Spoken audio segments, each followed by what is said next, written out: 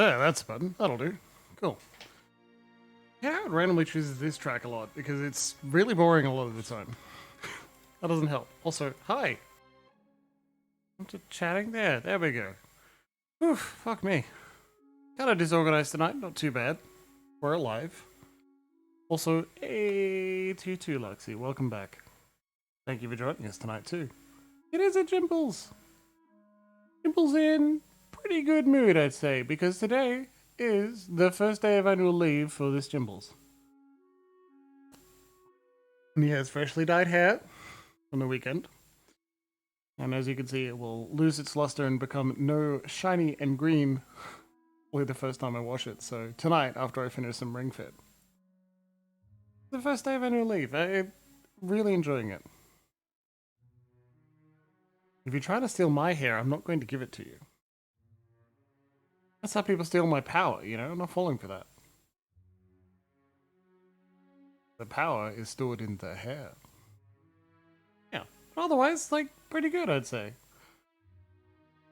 Yes, that's the spirit. I approve. When I was much younger, I thought about it and I'm like, you know, I should dye my hair, but I definitely only want it to be permanent. And it may not be real, but it should be at least as real as possible, right? And last a long time. Look, I approve of the impulse, but that's just not rational. Maybe I was just younger, right? Because now I embrace the idea of falseness and enjoying that, right? No one naturally has, hey, rebooting, good to see you. Thank you very much. And holy shit, that is a 12 months in total for subscribing. Sausage. What's wrong? Gonna sit on my lap?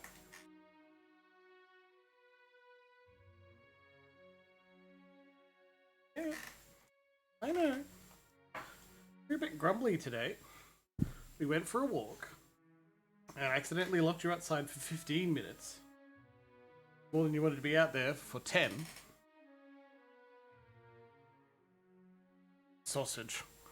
She just needs extra attention. I'm happy to give that to her for now. I'll bundle her up and let her sleep in my lap. You can't keep him happy for in every possible way at all times. We can hope, but that's just not viable at all times. I'll turn the gain up a little bit as well. Just because I'm not as close when there's a dog in the way. Yeah, good dog. So it's been a little while since we chatted. I hope you're well, rebooting as well. And given it's the end of the year, maybe your regular Monday night game is not running right now. That could be worth it. Good sausage. That's it. Sleep tight. Oh. So I picked up Obsidian's new game Pentiment, and I haven't started playing it just yet. Getting over COVID. Oh yeah, that's right. Your household was hit by it. I'm glad you're doing better than you have been. COVID is awful. It really knocks you around. I am more and more swiftly becoming the only person I know who hasn't had it at all. And if possible, I'd like to keep it that way because it's a menace. It's a fucking menace. I don't want to live in that state. It sucks. Oh, sausage.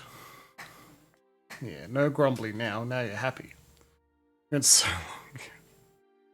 And then you just got it before you went on leave, I think? No. No, it didn't do terrible things to me. Fuck up my lungs. Destroy all of my fitness progress as well. Just, you know, to make it serious.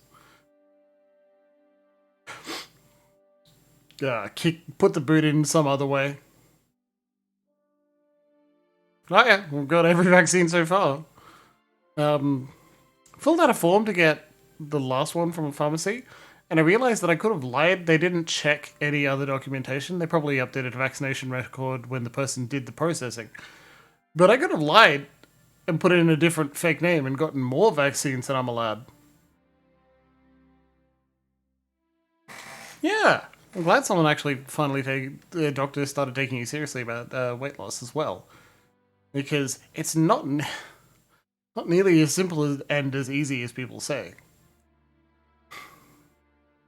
I did something I was very pleased that is fitness weight loss related. I don't want to go into too much detail because it involves someone else, but a friend who has complained bitterly before that people keep telling them that they will pick them up, and then they never do for whatever reason. And so I thought about it for like a week or more, knowing that if I messed up, right? If I attempted and could not manage it, or I said it would be a good thing to do and then failed to follow through, I would just be another person in the long line of disappointments. But then a couple of joints in, several drinks down, I'm like, yeah, I'm absolutely picking you up. Let's do this. And that is the number one and only fitness goal I have. To lift cuties. So I'm sincerely glad I could lift a cutie. Right? Stitching in, who is out for dinner tonight, she does not like being picked up at all. So I don't have the opportunity to lift up cuties all the time. As much as I may wish to. And also, you don't pick up people who don't want to be picked up. Especially if they're, like, short. You fuckwit. Feel like I can get away with it because I'm physically larger than the other person? Don't be a dick. Like, see, that's clever. They should do that, right? Actually check the Medicare cards so you're not getting 400 vaccinations. But I felt like Pearson community, like, I'll be a living god! Jamming them in. Although I wouldn't be sitting on a bookcase in that circumstance. Or would I? I think shopfronts and chemists generally have, like, shelves instead of bookcases. Both pieces of furniture, both capable of being sat on, but bookcases have a different aesthetic. Sounds like the kind of bodge you do when a shopfront doesn't exist in a video game or something, so you want to get that aesthetic, so you fake it in some way. I'm thinking like early Sims, where they didn't have shopfronts. So like before the second Sims 1 expansion, people would say, hey, this is a store I made, and it's just interior design. I think the Sims gaming history is a lot more interesting than we give it credit for. Than we give it credit. Because it was... grabbed such a different demographic that it is well and truly interesting to see what was created in that state. The same way Doom WOD files are really interesting as well, you know, from a different capacity, but the metatext, the hypertext, the metatext around video games is honestly more interesting to me than just keeping track of what was released at what date and what impact it had on the wider gaming community. Like, it's fun to note that game developers see Half-Life 2 as very influential and it modernized a way to tell, or Half-Life 1, to tell stories in a first-person shooter format and Cool, yeah, absolutely great, love having that in a textbook, but also, Half-Life 1 mods went nuts in amazing ways. There were companies who essentially packaged and sold their mods as game developers. They moved on to other parts of the industry. And so modding communities themselves are fascinating, but like that platform was created on the back of a commercial product.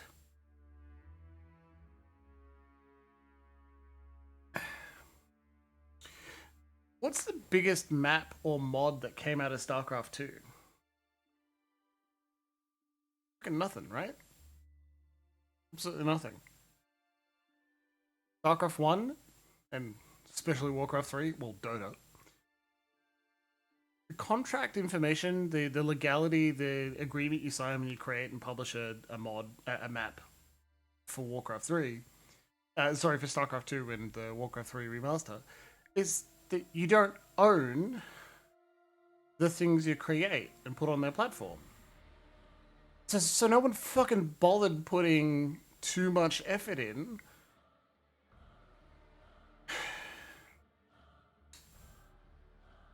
There were a number of delays for Pillars, I'm afraid. Monday night is a harder night for me. Not nearly as bad as if I tried to stream on a Tuesday. Like, usually mental health is pretty bad on Tuesdays for whatever reason. They're just unlucky days for Jimbles. Have been for many years. But Slam Shadows, essentially, we held a vote as to which faction we'll go with for the endgame. Yeah, essentially you didn't miss much. We held a vote as for which faction will go with the endgame, and it was the Principi San Patrona. So we are going to join the pirates. We don't want to do it alone. We don't want to join the colonists. We don't want to join the mercantile colonists, and we don't want to join the caste society natives. Like, pirates, that's what we're going with. And we're going to go to an ending, and I'll do the DLC after, but probably after a break, which is difficult, but we're getting a bit long in the tooth with Pillars 2. Time to move on, pick up a new story that we can all experience together. Yeah, we are joining the anti-slaver pirate. Exactly. Girls can't code. No, ridiculous. I worked with someone who is highly involved in the girls can code and code camp, and that's pretty impressive. The stuff she pulls off is very good. I like to see shares from her. Maybe Stardew. I don't know. Actually thinking, I want to follow suit in Deadman's excellent example and do more vampire, but this time Swan Song. Like, medium-length game. More visually interesting than the visual novels, even if they're fucking great. I just love reading them out loud. And I'm digging vampire. Vampire is also fun.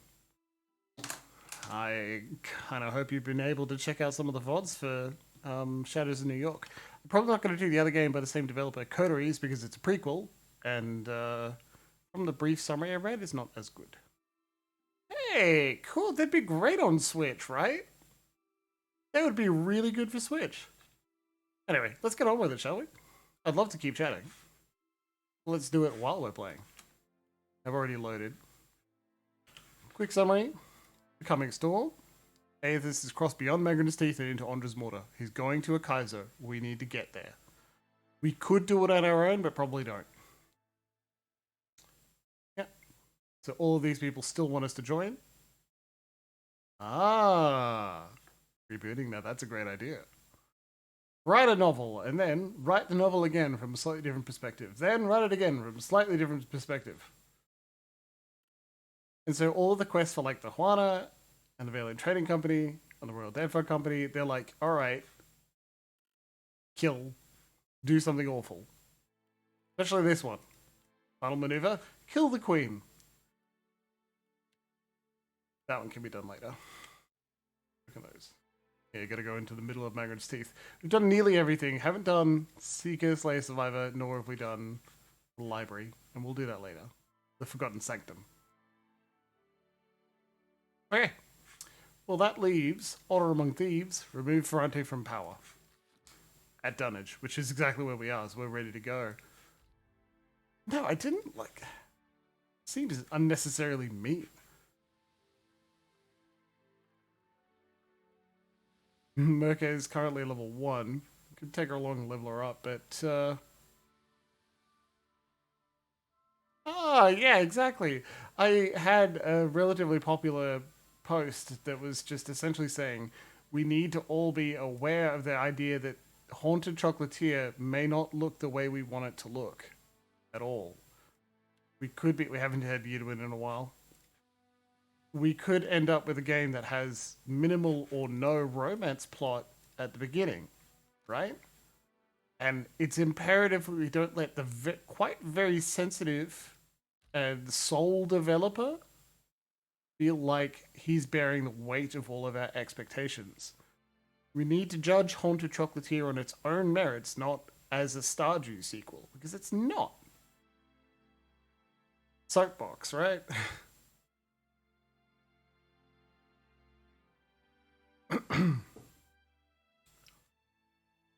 I haven't looked at university in like 4 days. That's not good.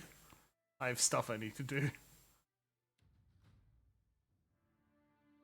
Yeah, having no expectations beyond cute. It's more combat based as well. So if you don't like the combat at all in Stardew, the fuck.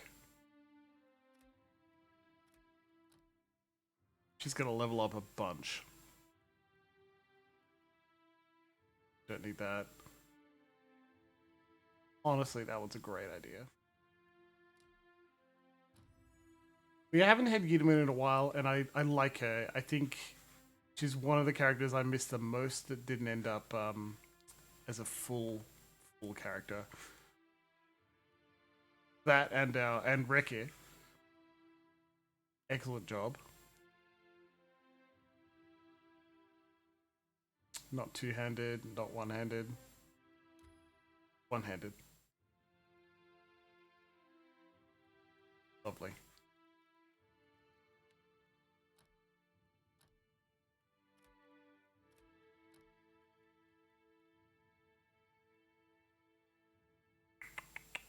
Yeah, extra crit. It's a very popular mod, and we gave up modding Shadows of New York. Nah, we're doing that Wednesday nights. There is one. I think there's one more episode left in Shadows in New York.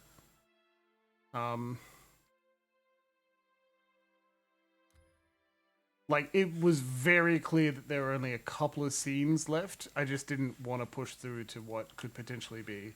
What do you mean you're not max level? Everyone else is. Right. But I'm happy to finish Pillars on Monday night. Maybe this week, maybe next. Seriously. Hey, Captain Fronte. Did you meet with Aldis at Deadlight? And, more importantly, is she still breathing? This is going to be fun. You know what I'm hoping for. I've reconsidered my allegiance. To me? He smiles widely, amused. And you came to tell me, to my face, that you will now be backing my political foes.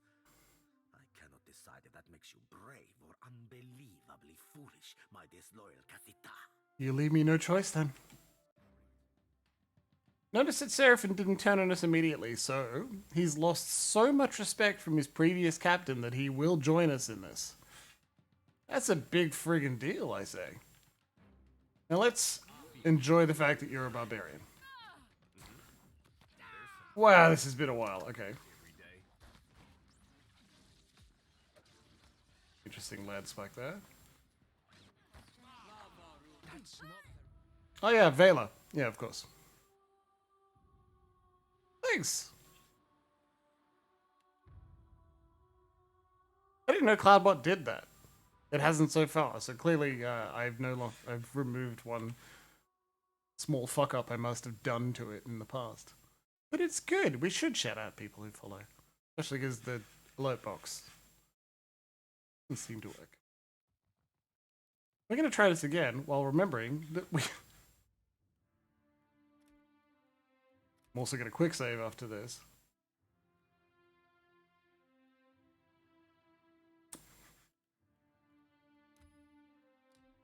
We have a small child with us? Yeah, like, I really shouldn't forget that we kidnapped a small Orlan child, but apparently it's just too easy. Greater bonus of damage. How have I not got that earlier? Highly important for us. Damage.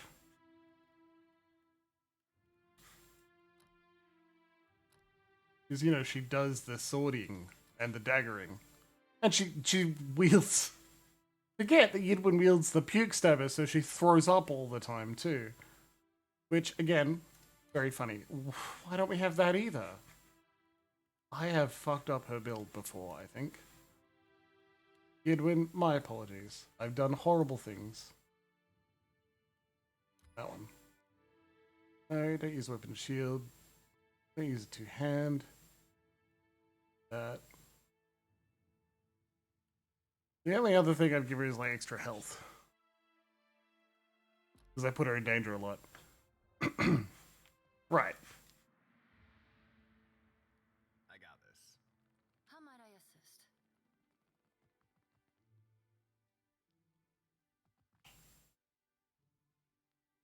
Only Sam can talk. Okay.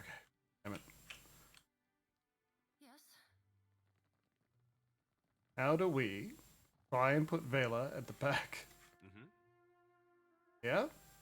Be right there. Nope.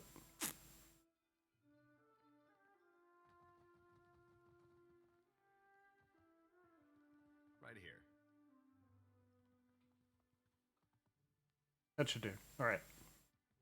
Hey there. Did you meet with Aldis? You know what I'm hoping for. Is it to dive on my head? Because you're about to. So you are loyal to her, and as much a traitor.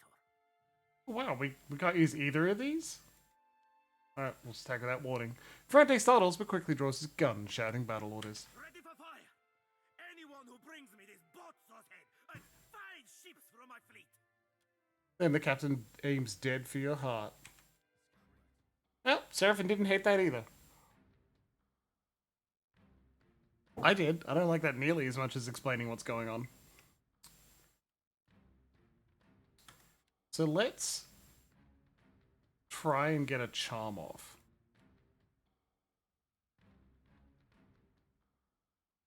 Alright. Vela, oh my god, she's already taking damage. Principi Pistolier just immediately turns on her. Okay, well, you're a jerk, I gotta say. You get dominated. We have 3 ciphers in the party. How did this happen? Jimbles, you fool! Alright, no. Sorry, friend. No. Not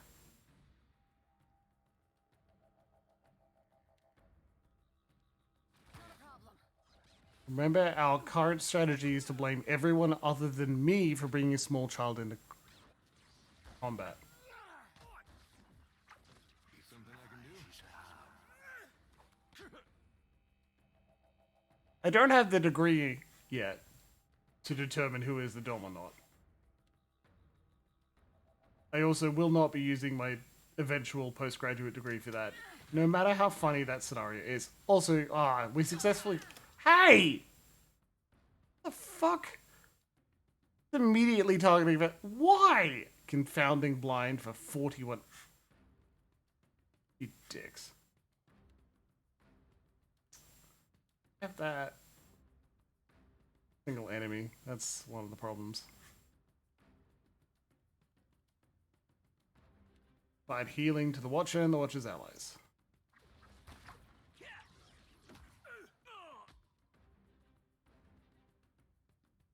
Edwin, do you mind not being... God damn it. Completely stunned? Some game audio? I can turn it up. Oh yeah. Okay. For whatever reason, Phyllis is quiet. Thanks. At least it's a quick fix.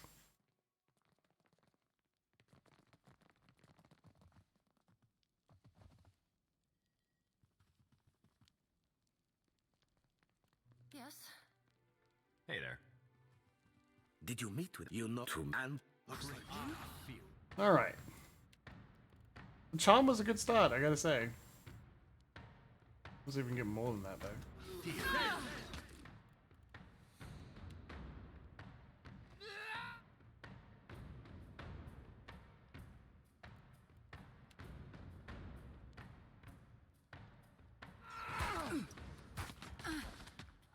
There are a lot of enemies in this room. Also, that did not deal enough damage. Everything's fine. Okay, there you go. Killed Ferrante. Good start. Vela, how you doing? You're hurt. Okay. Is that blind again? Vela affects Vela with a freight. Well, yeah. She does that all the time. She's going to be the most deadly assassin when she gets over her crippling fear of everything she loves. She loves dying.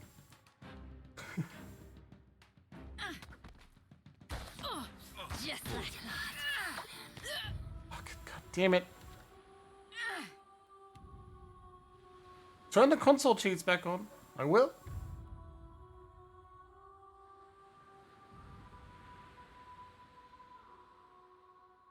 Or I'll leave and come back with a better part. Yeah. Alright. Just like that. Right here. I can't put her back. What am I going to do? Leave her on the pirate ship? With all of the pirates? Pirates are dangerous. She needs to stay with us, where we're about to kill pirates. I'm her parent. Because I killed her parents. You shouldn't question this. It's perfectly rational. No, we don't need 3 ciphers. What we need is a priest. Can't not take Seraphim. We're gonna kill his friend. Give that a go.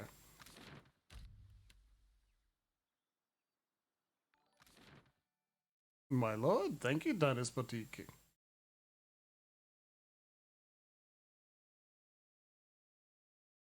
They seem kinda like randomly generated names.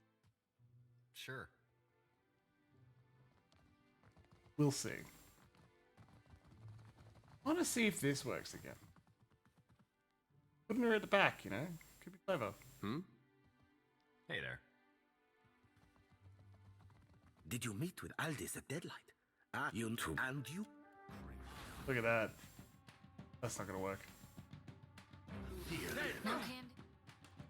Alright. Hey, fuckers. Join us.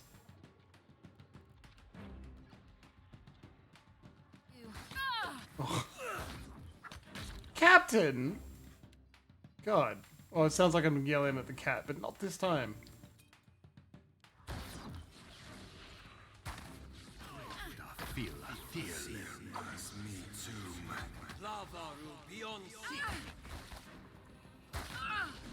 She's on low, but she's not down yet.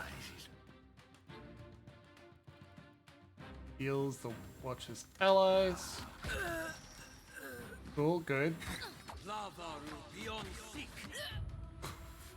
God damn it.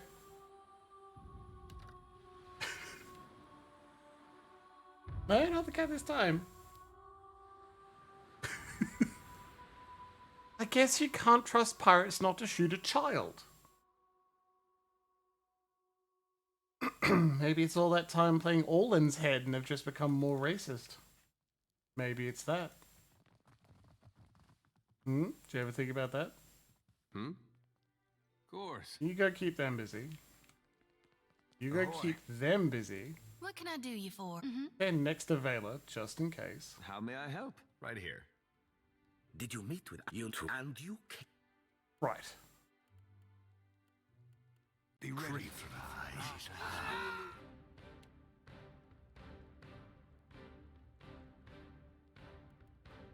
Here is it. Yeah, great. That's a good idea. Withdraw. Jesus. There. What do you need? Beep. Right. Vela, just stay there.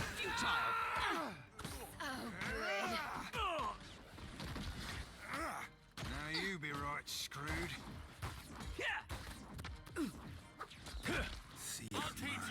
Yeah? He's removed from the battle. Problem is solved. Happy to oblige. Oh, that's the stuff. Out my wheelhouse, friend.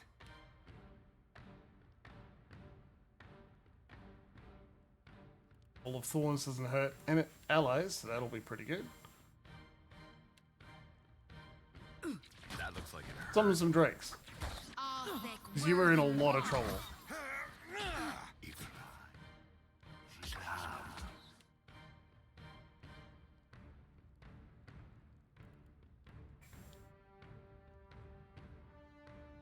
Push enemies back and stun them. Captain. Captain. Mind blades might be useful.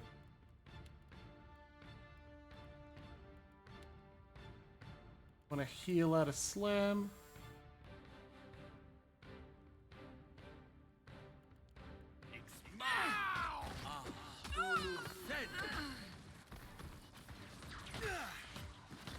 just like didn't work. Extra shell's great. Me cap. We don't need it just yet.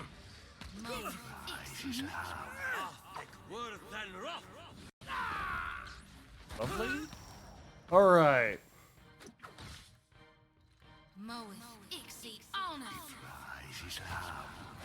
We're getting a lot of follows. Now, I love to see new people, but I do think they may in fact be spam bots. So I've got the switch to turn it into protected mode if something goes horribly. We'll do our best. Happy to oblige. But hey, I thought the website and platform that was going to hell right now is Twitter, right?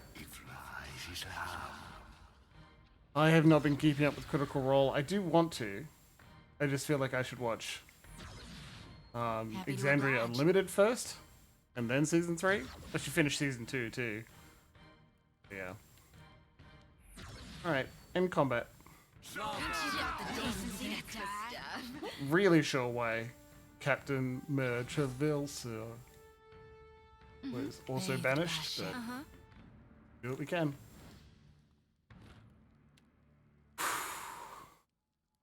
What do you need? Loot? Okay. They don't have, doesn't seem like they have anything particularly fancy, which I find very odd. Much less dramatic. I'll take a Okay. peek. Well, don't see why not.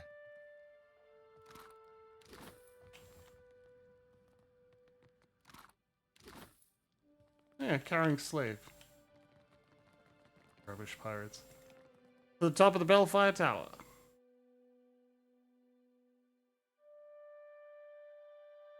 And Caleb had some very funny, dramatic sad boy moments, and I think that's great.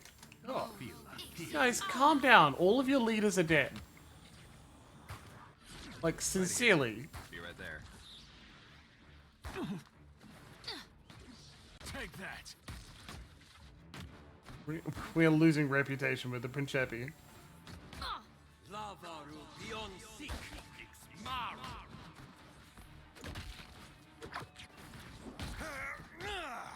Plan. Thank you.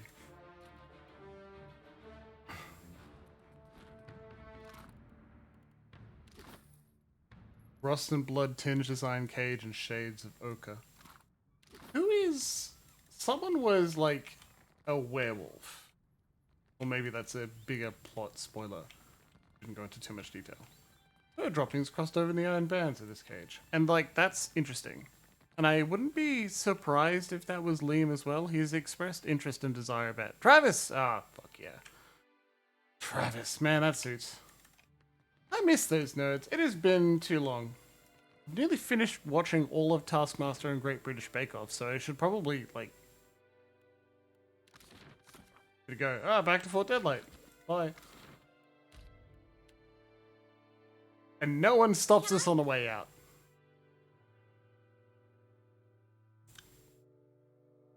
It is, yeah, until we get to... Is it Matt? Matt Preston? Somebody, some Matt guy in the more recent but not the most recent because he left series. That host? Hate that fucking guy. I don't know why, he rubs me the wrong way. Gets my goat in a bad way. Mad Lucas gets my goat. I don't know why. Matt Berry? Mary Berry's alright.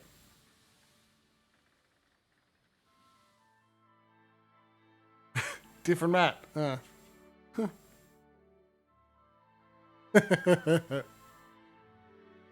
He's a panda actor. Yeah, I guess. I don't think I liked him in Little Britain either. Yeah. But Noel Fielding just acts like a weird vampire at all times, and I can appreciate that. Sandy Toksvig and Noel Fielding was great. I appreciate that a lot.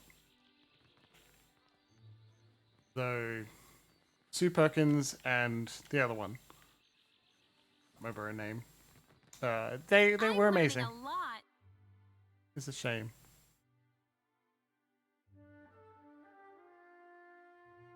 Mel and Sue, yeah.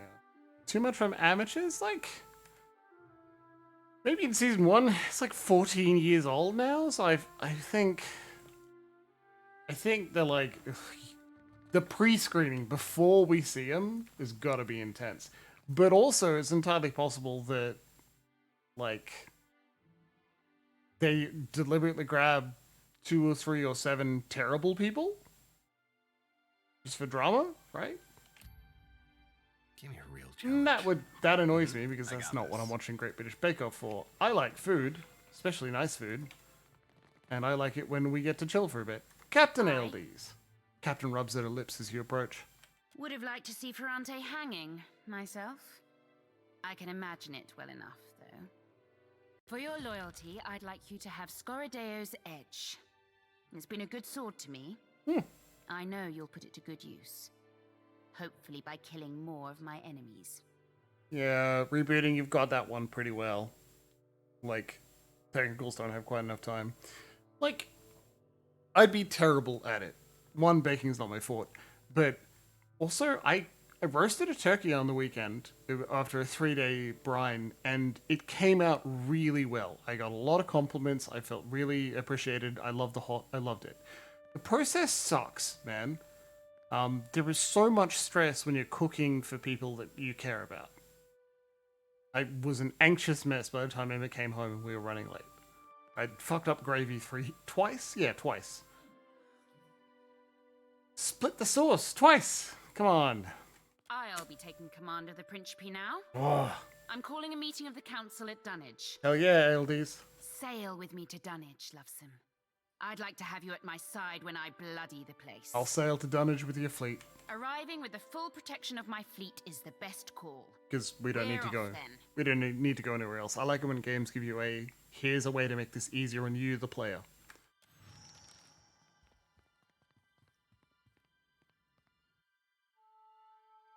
It's difficult as well because they can't wax lyrical about the flavor too much. Even though that is at least half as important as how things look on the plate. You know, it's the showcase things they ask you to pull out. Hey, Shody. Incredible. Those dreams of yours, they still getting to you? I can deal with the dreams, for better or worse. What makes me sweat is the not knowing. What happens when I stand Oh, phase out. Come on. face to face with my God, and he reveals what he intends for me? What if it's not as I thought? Yeah, I've had thoughts like that for a long time. Except now I'm worried about what he intends for the world. Whatever it might be, at least we'll face it together. Aren't they cute? Yeah, actually rebooting? Fuck, I don't know if I remembered that, but you're totally right. It absolutely sucks that we've lost the historical segments. God that they did that. But there's Edge, it starts at Superb, so you're going to get a new weapon. No, Frostfall's fantastic, and the Eldritch Blade of Captain Crow. Sharp, chance to shock. I just love him wielding those two things. You use sabers, don't you, buddy? There you go, Min's Fortune Makatal. Perfect.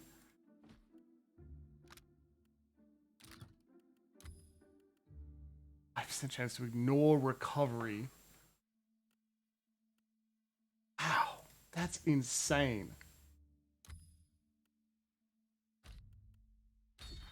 No, you just keep attacking, it's fine.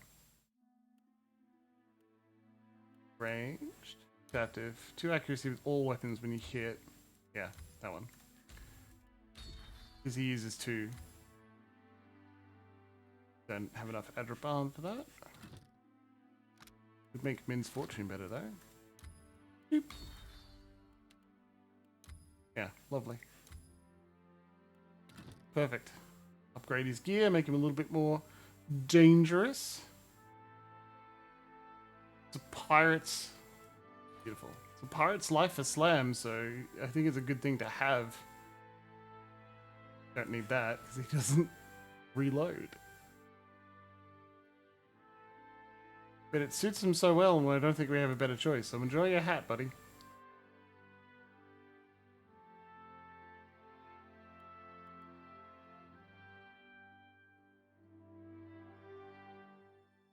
They don't really drown you in magic items, at least not unique ones.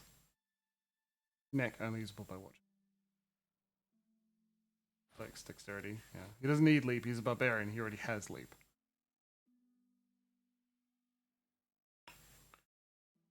That should do us, I'd say. Not a bad bit of tackle, Yeah. Captain. Not a bad bit of tackle. Oh.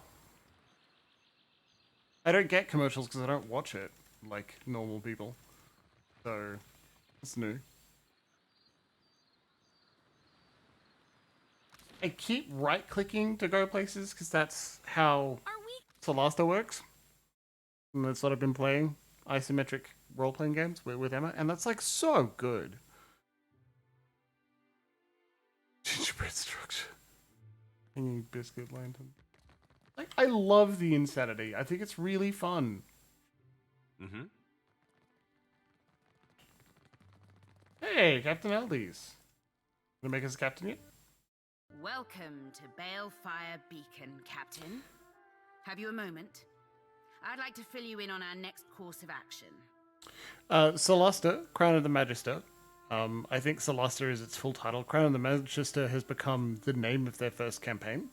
And they released a second, a DLC campaign called Lost Valley. It's best described as some absolute maniacs for their first official game release adapted the entire 5th edition SRD, including lighting, crafting, rules, and all of the races, though with some DLC. Added their own stuff because the SRD doesn't have every subclass choice, so they had to add their own stuff, and then released it with a robust and very intense campaign creation system, in an attempt, a successful attempt in my opinion, to remake Neverwinter Nights 1. Like, they didn't actually do it, but they could, with effort, be the vehicle for Neverwinter Nights 1's community again. Emma and I have been playing through the campaign. It's a great fun to play. D&D 5e is a tactical game. The murder simulator. That's pretty good. The story itself lacks in some places, but is engaging in others. It's really nice to have your characters react in interesting ways and interject in conversations with one another. That's really good. Yeah, fuck yeah, they do rebooting. Like, it's not... Making fun of Mexican Week is like... It's a meme, but it's a legit one.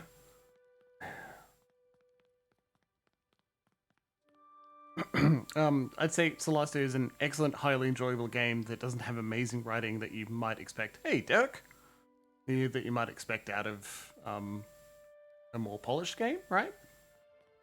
Or a more experienced CRPG, but it's certainly fun to give it a gander. I'm looking forward to what they do next, and a DLC campaign is likely better. Everything we thought was important has changed.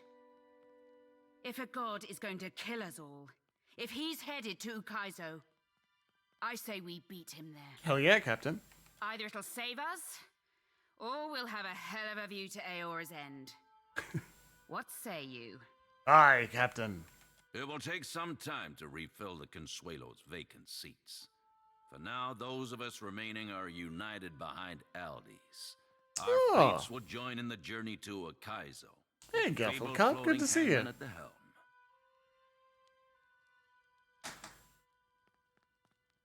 I imagine you have a logical reason to believe we could actually sail a ghost ship after acquiring it. I did think it a far-fetched idea at first. She knows, scratching the underside of her chin.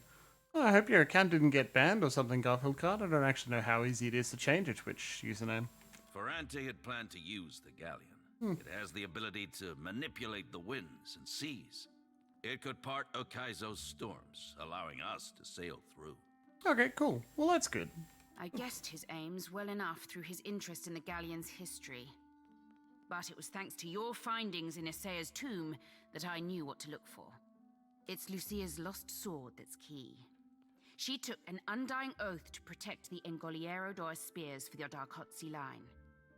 If you speak the oath before the sword, the seal on its scabbard... That's a good idea. Drawing Lucia and the galleon to you. For some obvious and not obvious reasons, not being able to change your name sucks. Real bad. I'm glad you can. Also, who doesn't love loot? Iogure de prodigere, mat paladina med Darkotzi, e ure ioste regle, me aureria Darkotzis ere. Gure cui luretto bon aimo ibafeta, e pore pere cue maudicenas fiace, mi converande. I would be fucked if I needed to say that out loud. Like, I joke about how, like, well, I don't know if it's joking. I actually read poetry now, you know, every now and then, and I record it and I put it up there. Like, check out my YouTube channel for folding omelets, a haiku a friend wrote. It's really good. But in Valiant that reads, I swear to God the Darkosi Palace and its rightful rulers, the scions of Aurelia Darkosi. I swear to them my love and my life, or may Magran's fires consume me.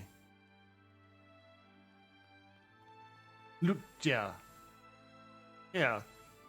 But if I had to read that, I'd be fucked, man. It'd take me multiple First, attempts. recover Lucia's sword from Isaiah.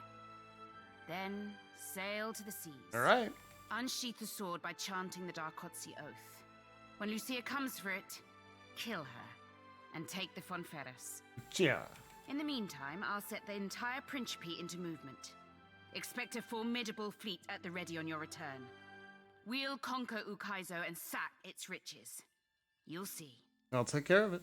Good. I'll be counting on you. Andra's luck to you, Loveson. I'm glad we're of Captain Aeldes. Like, a literal bloodthirsty pirate is somehow one of the better options. Good. Good.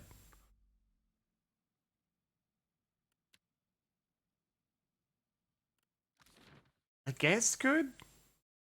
I don't know. I don't want an explicitly good faction. It's... I'm doing it. But Fallout New Vegas had that particularly well. They had a faction that's explicitly bad, though self-justifying. And that's it. That's what they're left with.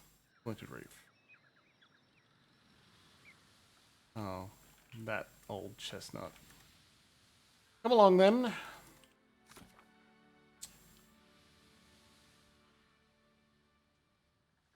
Hanging sepulchres back in Nekataka. Okay.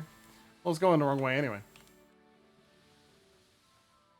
Yeah, because that's it. We could have actually just told the Death Guard, no, fuck it. I want the sword. I'm going to kill you anyway. Sometimes we need it at least for trying. Yeah, and I appreciate that. Like, NCR were explicitly, we're trying, we fuck up a lot, here are the ways we've made mistakes, and you can call them out for it.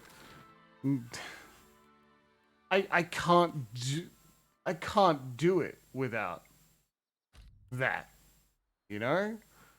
The pirates, at least this faction of pirates, were explicitly, look, the other ones are doing slavers, the other ones tried to make deals with slavers, we don't do that. All we want to be is free. But I think in some way, you're right, they're not explicitly trying to make the world a better place. They're trying to stop that's a point in their favor. They believe you that Eothas' shit is going to be much more dangerous than anything else, any other politics going on, so you might as well try and stop them.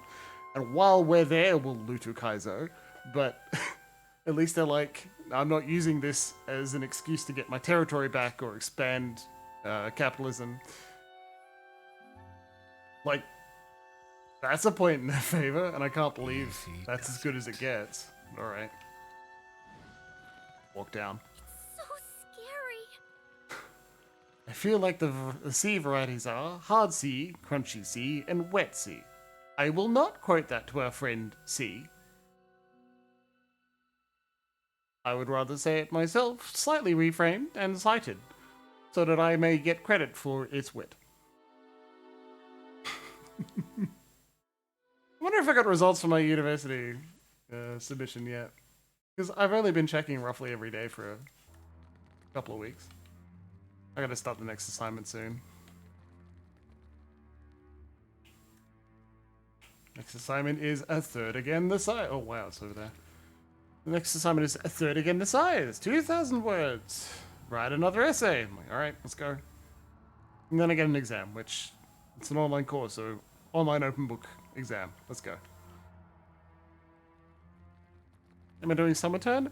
It's an online university. I have no idea. I'm currently in week 5. No, 6. Hello, you sir. How fares, brother? Yeah, pretty well. Right fine, you jolly old band.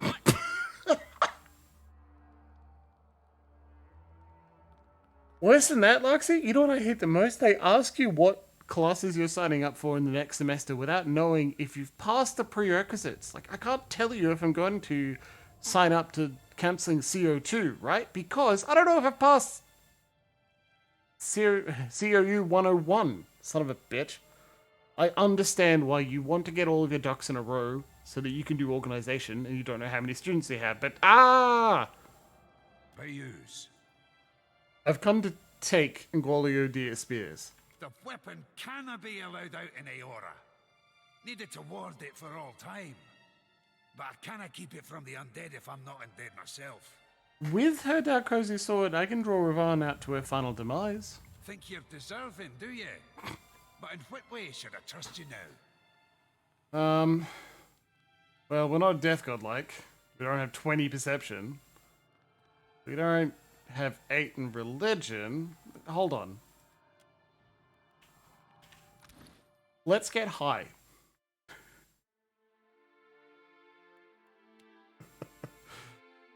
Bluff, diplomacy, intimidate, streetwise. Not exactly what we're after. Fusion might, dexterity. Insight. Religion.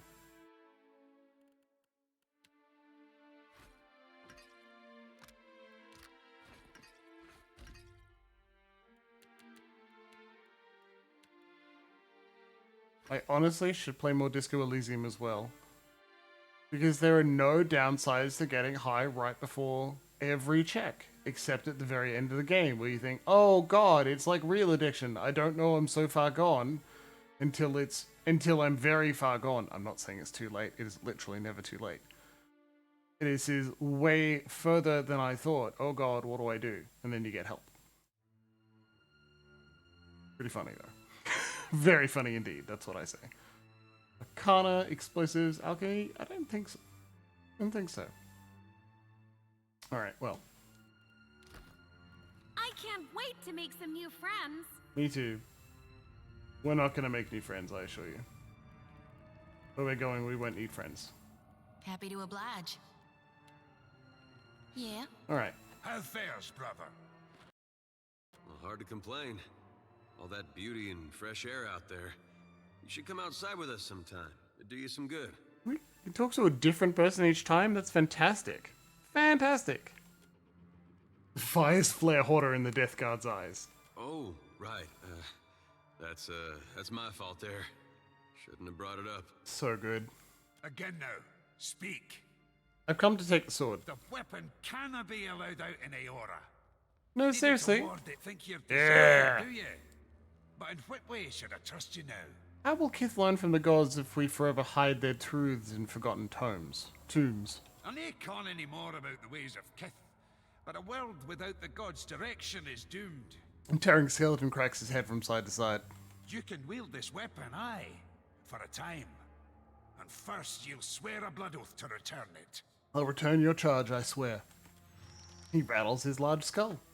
Now your troth has been marked before Bereth, and your fate thisly sealed. Ancient Death Guard hefts the sword towards you, beckoning you take it from his bony hands. Farewell.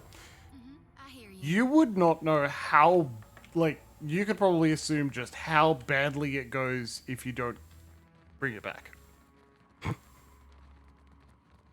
The answer is very. Hey, we got the sword. Didn't have to fight him. All it took was taking a few drugs right before a test. That's fine. It's blessed incense. You just inhaled it. Yeah, like hallucinogenics aren't used in rituals. Different from Eothas. And I was too. I just thought for sure I'd have my answers. Now I don't know what to do. You'll figure something. Something will feel right to you. Guess I might will then. Thanks. Very good. Oh, I went entirely the wrong direction. Oh well. Well, we got the sword. Let's get the fuck out of here. Take the weapon to sea and speak the words. Schmuck bait. That is schmuck bait, that is. Go on, how'd you get on the sea? Let's see what happens. Have it muted? Oh, hey Emma. Yeah, well the game is being successfully played. Oh, okay, hold on.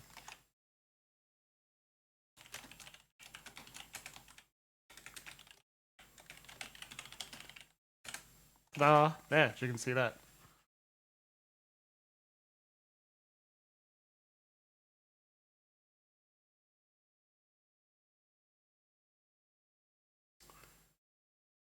Ridiculous. I'm currently checking the assignment to see if we have results. We do not. We do know that my paper was 3% similar to the rest of them and submitted on time. Cool.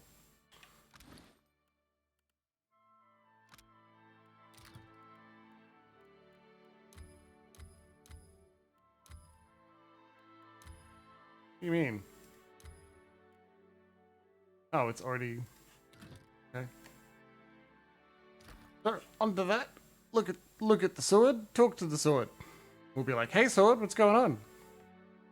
And it will be like... No, you're talking to the wrong sword. Hey Mordweir, could you talk to this other sword? Hey, can an awakened sword talk to other swords? Is that racist to assume? It might be. Oh, it's just racist to a sword again. Why does this keep happening? Quest item. Belonging to the royal family of Grand Valia, this Esthok's name roughly translates to the Devourer of Souls.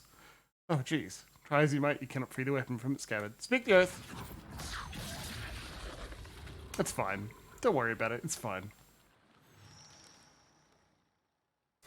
The Engolio the Espia's pulses in your grip, thrumming with power. It rattles in its sheath, and for the first time in 200 years, the blade is drawn free.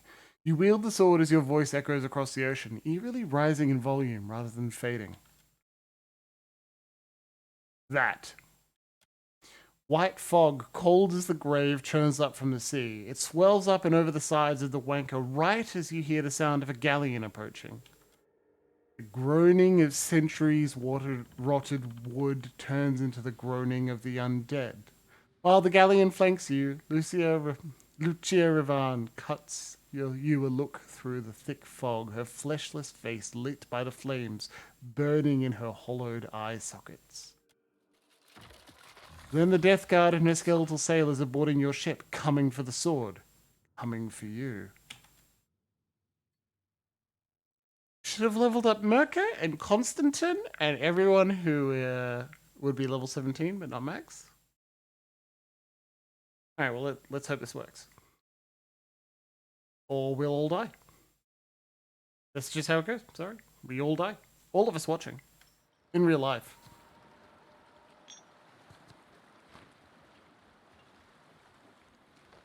A group of rabid undead swarm for your ship. But then abruptly they halt, rippling as they part for their captain. With sure, heavy, striking strides, Raverne approaches. She stops short, fiery eyes peering into you, burning through you. Give me the Devourer of Souls. She reaches a skeletal hand for the sword.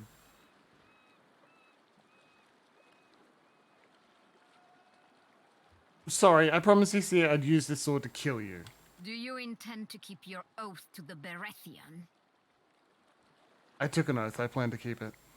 As did I. Mine is eternal. Is yours? The Death Guard cocks her head. You will relinquish it to me, once I have vanquished your soul from your corpse. I've purged your kind from the Deerwood before. I can and will put you down, Death Guard. A few of the undead aboard a floating hangman recoil in horror. Raverne turns on them and in one swift motion eviscerates a vampire in two. Have any of you more to say about this matter? Any cowards wishing to leave my crew? There is but one way out, as you know. I do not know what this stag is doing. I don't know what it is doing on my ship. Crew falls still and mute as the dead. Silent Raverne steps back and the undead surge forward, shouting battle cries as they clamber for your ship. I don't know what Nia is doing over there as well. Hey, fair enough. Alright everyone, get him. Hey, that wasn't half bad. Get him, Berta. Maya. Out my wheelhouse, friend. Yes, indeed. Like, I don't think we can lose this one at this point. Everybody's got to rest sometime. Like, look at these fuckers. Elder Ingram is doing his best alongside Hammer, Cena. Oh yeah, that's right. I heard that your whole crew is on here, including Worthless Idiot. Because if they die here, they die forever as well.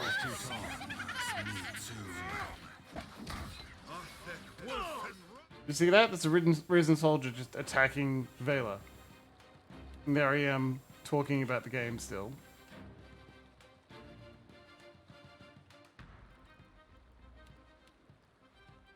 We use our shield Vela from my own consequences spell.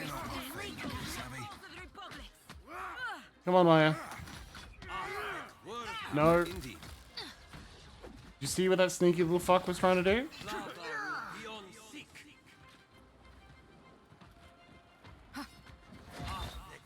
Yeah, Vatnir, give him hell.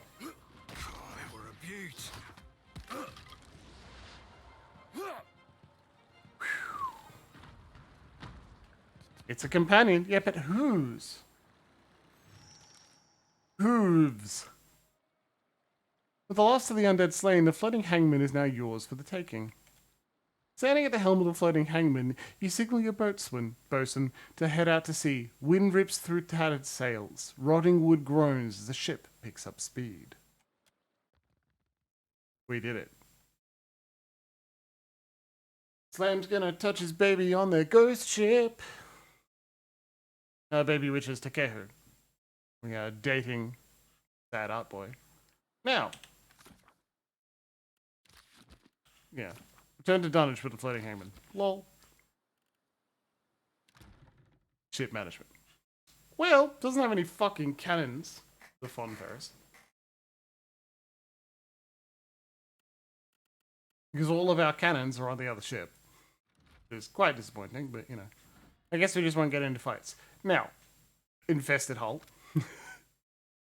Wood rot has spread throughout. Like, yeah.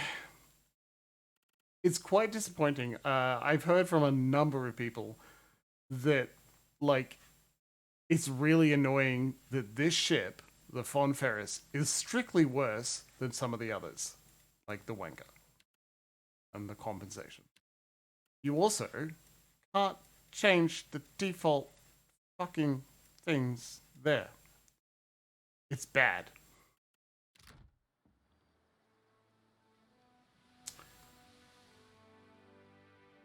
Like, did I say Dunnage for Deadlight? Dunnage, yeah.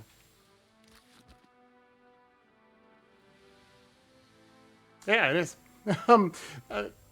The wind carries an unusual sound to your ears. We don't have any cannons! Notice the hull is worse than half as good as the one on the Wanker. A distant roar reaches you from across the water, raising the hair on the back of your neck. Ikyuk gapes. God's alive, have yourself a look at that. Lentreth thrusts a finger into the air. It's a goddamn dragon! Massive winged reptile sweeps over Fon Ferris, throwing the deck into shadow and setting the sails to billow and snap.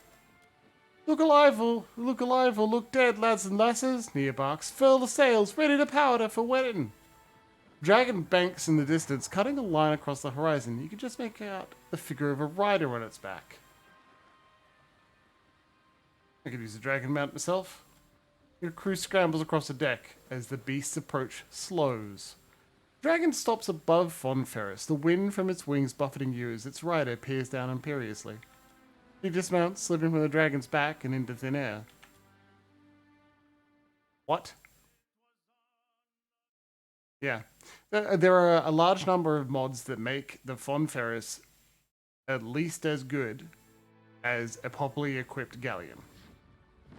I did not install them because they're one of the ones that seem to break the game. Watcher of Cadnua, if I might have a moment of your time. Lingrath.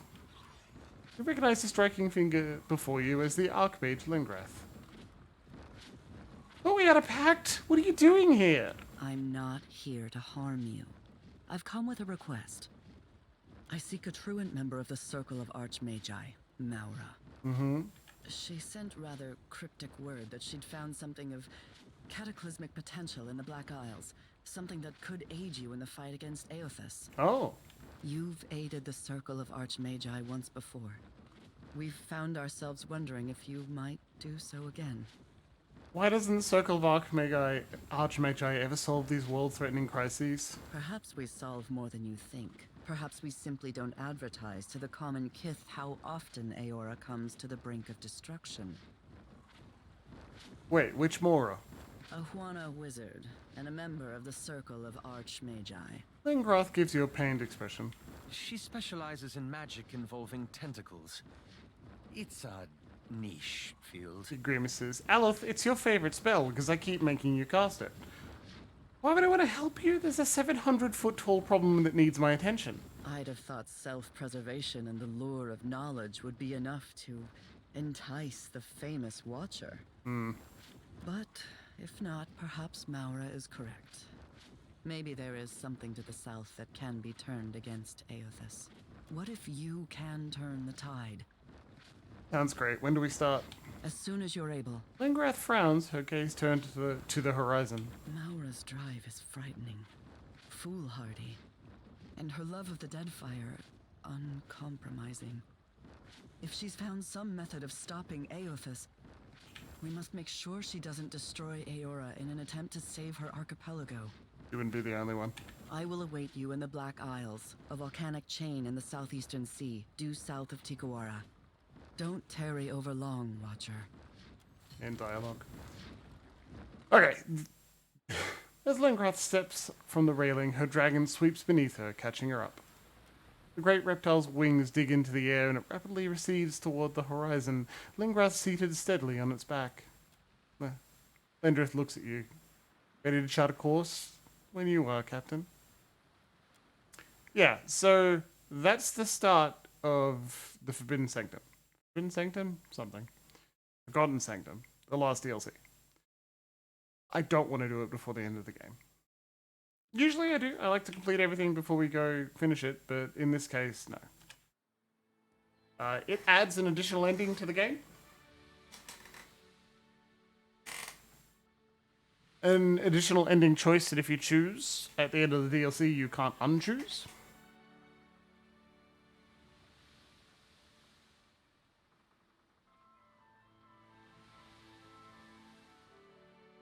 Right?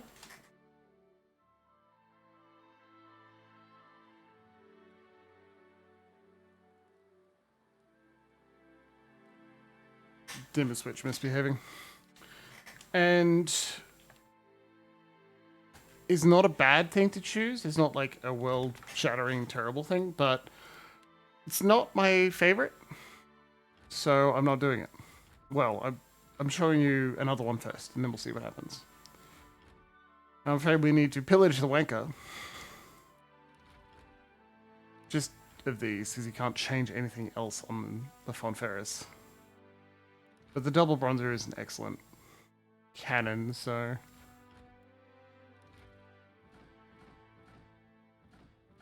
And we do need it. Definitely need it, actually. We don't need to put the menagerie and the other miscellaneous upgrade on. And we need literally... Oh, need to go to Nekataka for that. Very irritating. We will actually be fine. What we have then. It's not died, thankfully. They're all pretty good. They're at least 3 stars.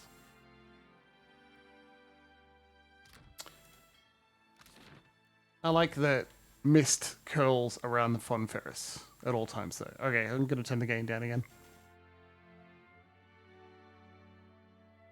That might be a little bit easier in your ears now that I'm even closer to the microphone. Yes, of course. Might change Seraphin over for our good buddy. And that'll be our I'll ending. happily lend you my ear, and my sword, and other things. She grins evilly. So I'd like to know I helped Mad Marina in the Undercroft. So I heard. And so I'm impressed. I like when someone does me and mine a favor. Makes me feel real friendly towards them, you know? How friendly. And I like to give my friends little tokens of my appreciation, like this. Oh, new armor, huh? Oh, that's not that amazing. I am captain of the floating hangman. I knew you were the only captain who could take it. You are more than worthy of your chair on the council. The Principe are ready to sail for Ukaizo. Me and my fleet will reconvene with you outside Andra's mortar. Until then, lovesome. Forge alliances or prepare your ship for a hard voyage. Quest complete. We cannot join the others.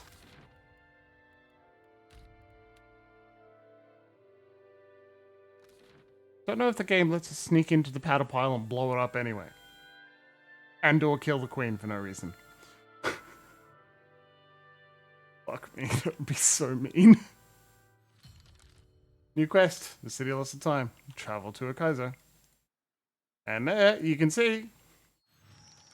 Gravityne captains. Dance with death.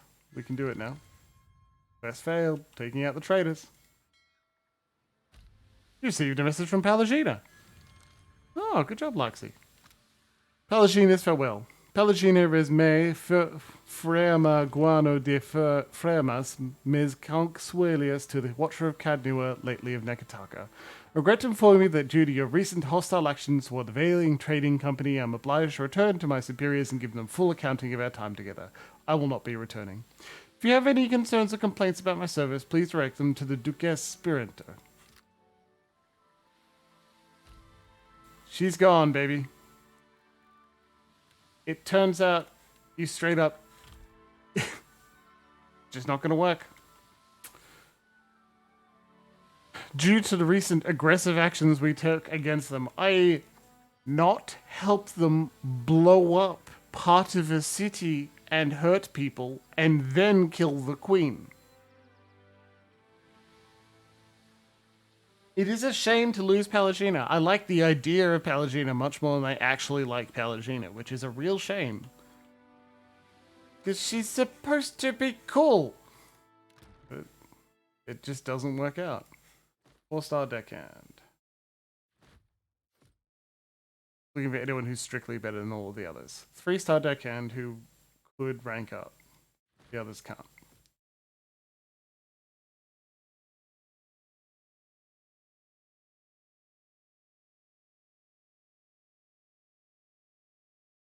Point counter, fail this can become an even better cannoneer by the end.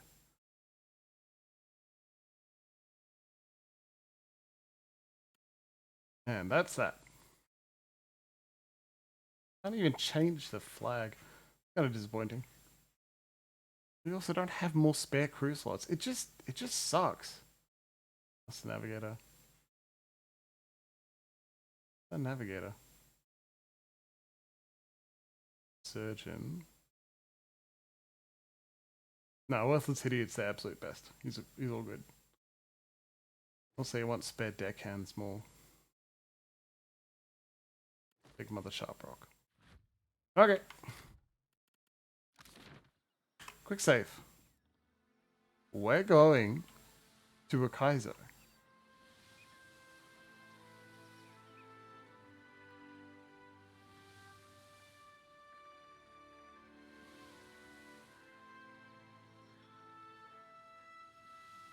All the unseen.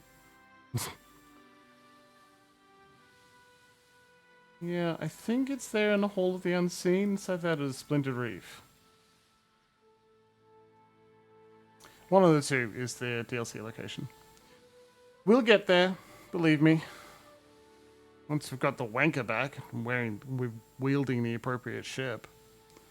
Right now, we're here to finish the game. Getting a bit long in the tooth. We'll return for the extended adventures of Slam Shadows. Deal with you later.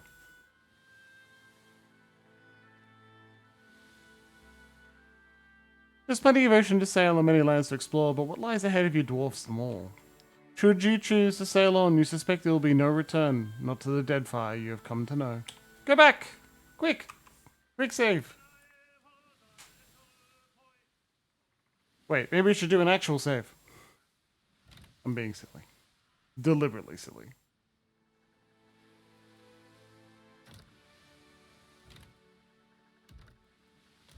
Yeah. Are we ready? Continue forward. You set a course through the channel and into uncharted, turbulent seas. Alright, friends. This is it. Ondra's mortar rages on the horizon, a vast wall of roiling clouds and rain, punctuated by the silver flicker of lightning. The wind pushes against you as if to ward whatever lies beyond from Von Ferris's approach. Von Ferris leads the fleet, crashing through the turbulent waters like an axe through armor. God's alive, Nia mutters, staring up at the storm. Baltia blinks at the blackening sky. Knew an old salt once who claimed the mortar were the edge of the world. I called him a fool. Now, though, the navigator's head shakes sadly. Now I ain't so certain. Head bows slightly. A lad smiles. Today is a good day as any to learn what the gods have in store for us. Shit, Captain, one of the hands cries. Hostile vessels inbound to forward port. With a shake of the head, Nia emits a grim chuckle. It's supposed to be too much to ask to be let alone out here. Cross cannons, the Royal Deadfire Company flutter and crack atop the masts of the heavy approaching warships, each vessel bristling with heavy guns. The approaching fleet numbers at least as many ships as your own, and maybe more. Nia frowns against the wind. The fleet's turning, Captain, sending their gun ports against the enemy. Waving her hat overhead, Kathena Stormheart whips eagerly. Finally, some goddamned excitement! The hands look to you from their stations. Nia's eyes hold yours. The crew stands ready. What are the captain's orders? Inspect the fleet. The variegated crews of the Principi sail at your back, a patchwork of cultures and vessels, each flying not only the colours of the fleet, but a wide variety of personal triumphs and pennants. The men and women pirates of the Deadfire guard the rails armed with sabres, hatchets, and firearms. The dark silhouette of Eldi's ship leads the vanguard, flanked by the equally sleek vessels of her closest captains. That of the enemy. 20 Rautine junks plow towards you in perfect formation, their angular sails full, each armoured vessel a deadly work of art, sporting a dozen bronze cannons. Soldiers stand at attention on the decks, rifles resting upon their shoulders. Look over at your companions. Adair puffs on a pipe as he observes the enemy fleet from end to end. After taking a full accounting of the array of ships, he ashes his pipe, puts it away, and looks to you with a cheerful shrug. Eothas is paging through his grimoire, a look of calm concentration on his face. He meets your eye and smiles faintly. Jody raises her lantern before her like a shield of light. It flares once brightly in response, and she nods to you, ready. Despite her bravado, you notice a slight trembling in her hand. The cage of her lantern rattles as Shoti waits for the battle to begin. She glances nervously to Adair, who returns her a reassuring half-smile. Takeo is clutching a lock of his hair and rubbing it between his fingers, unconsciously falling back in an old habit of self-comfort. A thin bead of ink trickles like sweat down the side of his neck. As he stares out at the fleet, the horror in his gaze seems far beyond his ears. When he notices you looking, he winks and beams a confident smile. But you've already glimpsed his true feelings. All hands to battle stations. We're joining the fray. The deck vibrates as cannon fire erupts from enemy and ally alike, filling the air with hot, hissing metal and banks of thick grey smoke. Nia grasps your arm and thrusts the finger out towards the sea. They're coming at us, full sail with the wind at their back. A small, fast ship has broken ranks with the Rautine fleet and bears down upon you. Heavily armed armor warriors stand at the ready on the vessel's deck, their eyes focused on your ship. Bring us about, all hands prepare for the combat. Ragged Syrup. Captain vessel approaches. Unfamiliar colors. Close the board. Von Ferris will be exposed. Yeah. Your ship chews through the water, barreling down the back of waves and surging up the face. Siege spray drenches the main deck. With a deafening crunch, Von Ferris and Rautai fists collide, sending shards of wood and enemy sailors flying. With a rousing cry, your crew throw grappling hooks and boarding planks across the gap between the two.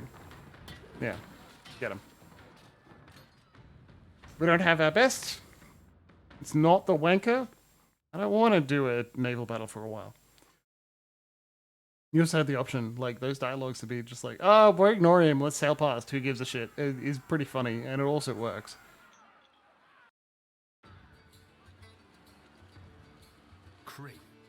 Let's go.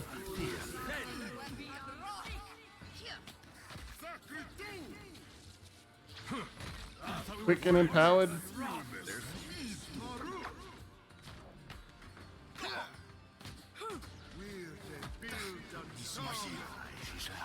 Get him, Ricky.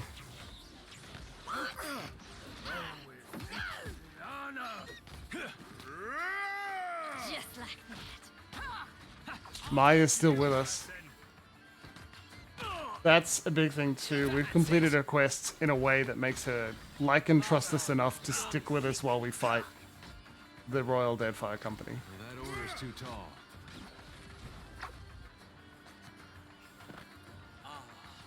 Only losing one companion is actually pretty good.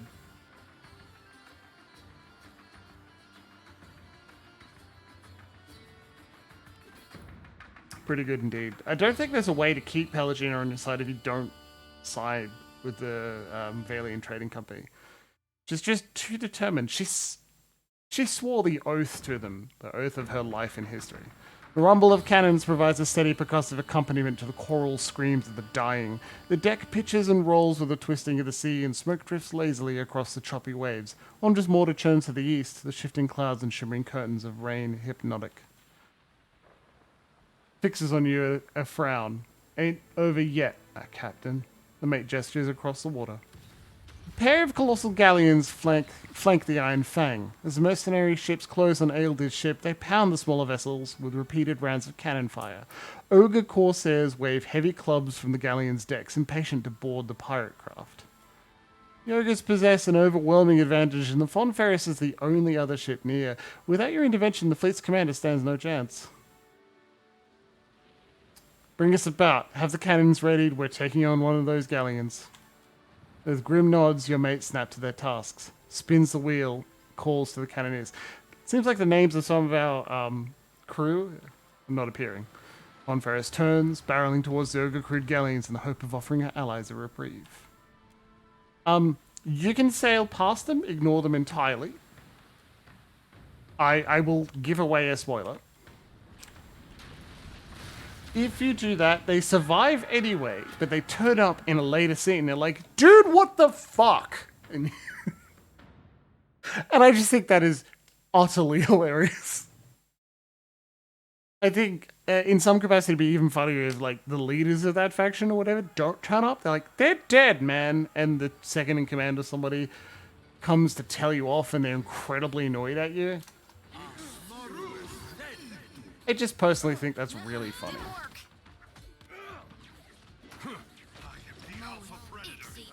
That looks complicated. Cutthroat powder monkey.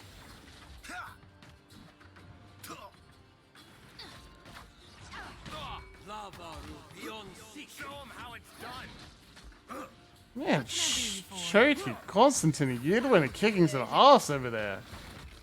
Something good thinking. I don't think I can pull that off. Alright, go over there then, buddy. Facina in the background. Very good, very good. God. Neonushi's again to level. Fantastic. God, it'd be good if we had like a paladin right about now, huh? Fuck. Should have created one with the adventurer creator, right? That would make sense. I didn't think we need one because we had Pelagina. A Galad. Oh, that'd be good. Use the adventure creator to create a level 18, well 19 because you can go one level lower than your max. Get a level 19 paladin and name a Pelagina but not a jerk.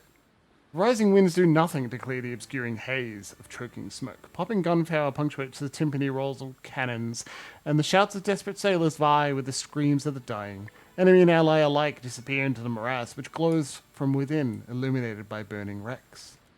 A ship glooms out of the darkness to port, and its crew call warnings in their desperate attempt to avoid a collision. They fail, and Fon Ferris heaves as the enemy vessel slides along its broadside. Another craft appears directly ahead. With no room to maneuver, Fon Ferris grinds up against it, sandwiched between the two enemy ships. You're trapped. Slam shadows were being boarded.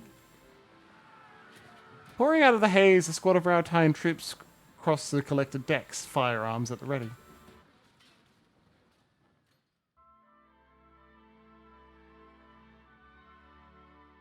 I'm very concerned for Vela. Guess there's gonna be a ship on both sides. My tongue kind of hurts. Oh. What do you need?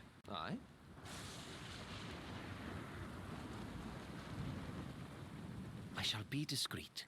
Not sure why we're not starting in combat, but I'm not going to look a gift horse in the mouth.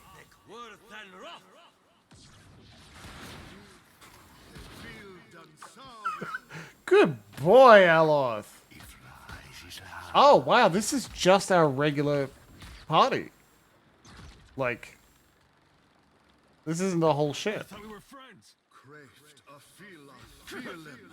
Which I don't hate. But the large ship combat is really good because it's just fun to watch everyone in combat at once. And that's how it didn't work. Oh? Could you deal with this fucker? Yeah, Ninagor's killing bolt on this captain, please.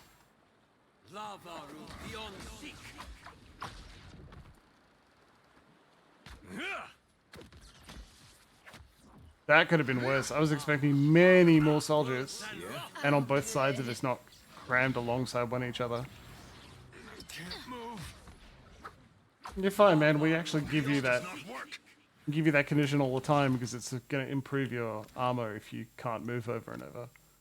60 over 100. Keep going. I'll teach you a lesson. Behold me, mother. There's another way to grind that one. Just like that. Random fight, That's the sleep. Random fight, sleep. Random fight, sleep. Didn't work. That one heals all of us too, so... What are you doing in Malay, Eothas? Like, honestly. At least equip your cool Crota staff, right? This does not work. Oh, good. Show him how it's done. Get him.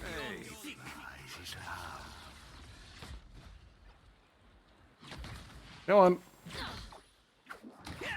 God. Healing a bunch, isn't he? There we go. Lovely.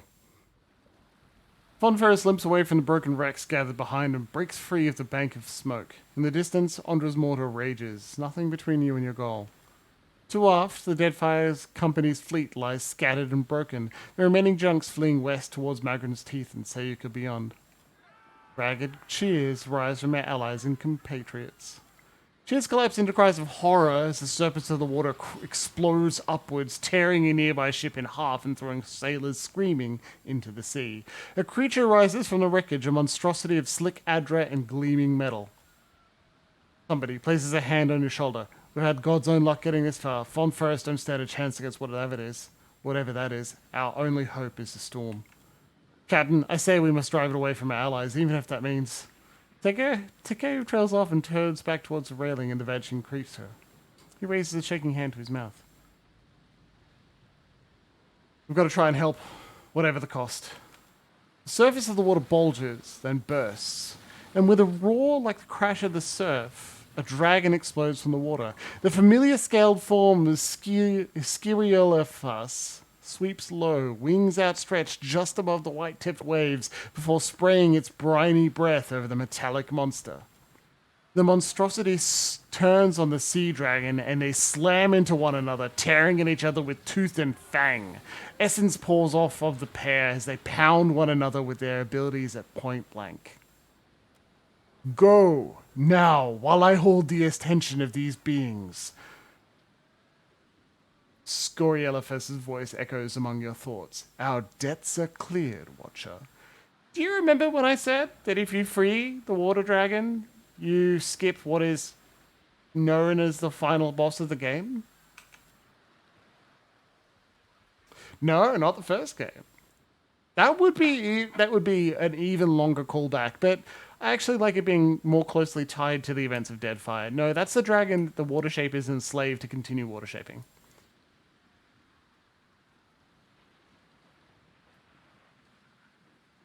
Eothas threatens everything and everyone you know. Whatever you love, whatever you hold sacred, we're here to save it. Nods, striding forward. Not a one of us took this commission thinking we'd be heroes, but here we are. Let's show this oversized squall our true mettle. Morale game. Ondra's mortar looms before you and above you, dominating the whole of the world. Rain begins to fall. The storms of Ondra's mortar encompass the visible horizon. Hurricane winds roar like an imprisoned beast, blowing with enough force to warp the very seas. Past the curtain of rain and above the swell of waves, you can just barely perceive the outline of colossal Adra pillars. No sooner does your spectral ship drift near the turbulent waters of Ondra's mortar than a deadly calm falls over the sea. The wind cuts off as swiftly as a god holding their breath. Like a silken sheet, the water flattens before you, the wake of your passage forming a lone crease in its uninterrupted perfection.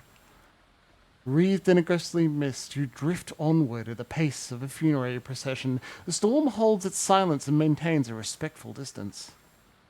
Though you cannot shake the feeling of sorrow and wrongness which pervades your journey, you successfully cross to the far side of Ondra's mortar and breathe a sigh of relief. An island towers over the distant horizon. Eothas. Ornate spires reach up from the island, hinting at the city within. Not all of Eothas has weathered the millennia with equal grace. Other structures jut and lean out of the surrounding shallows, making the water around the island impassable by ship. You resolve to take a skiff the rest of the way. When do we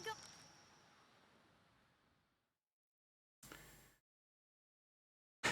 Near the end of the game, Vela adds an additional voice line, where she says, "When are we going to Eothas?" And she just started to say it now. Eothas, early spring.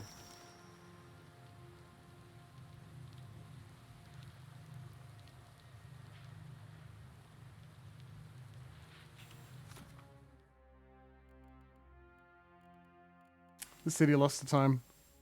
Now that I've arrived at Eothas, it's just a matter of finding Eothas. Assuming he still occupies the 700-foot tall Colossus, that shouldn't be a problem. But it is also break time, and we do need to spend a minute to stand up and stretch, and we'll be back in 15 minutes, okay? So it is currently 8:33. I will be back at 8:48. There you go, yeah. Perfect. All right, be good. I'll leave you with music as well.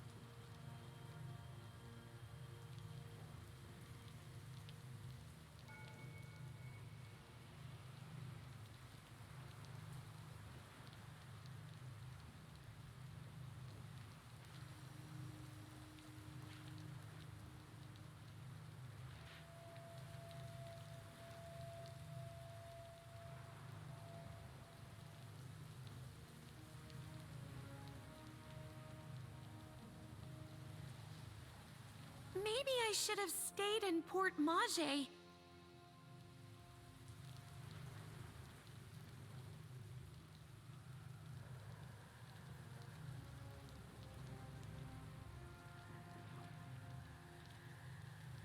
Are we gonna fight someone? I want to throw the first punch.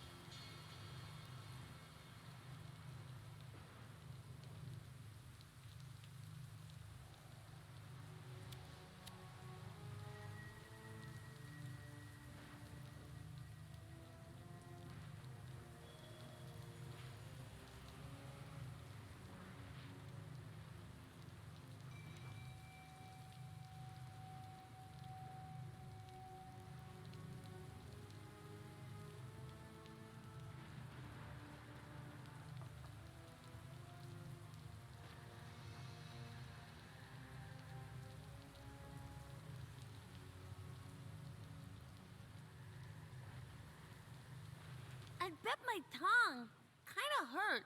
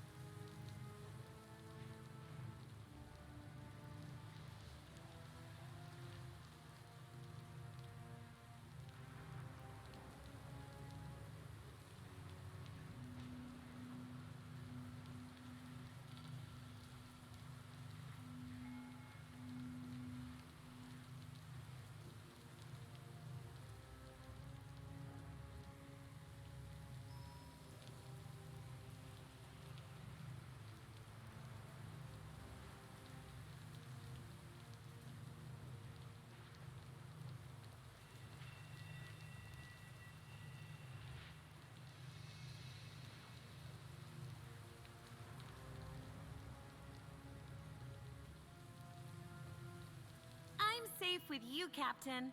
I just know it is all.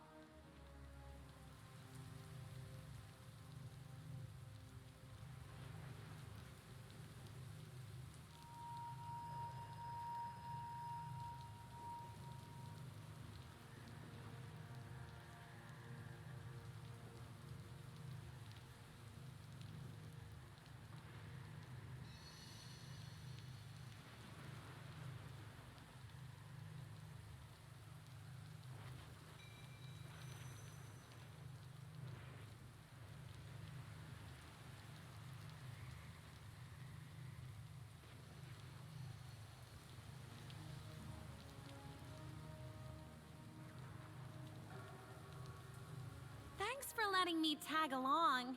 The Deadfire is awfully big for this little Orlin.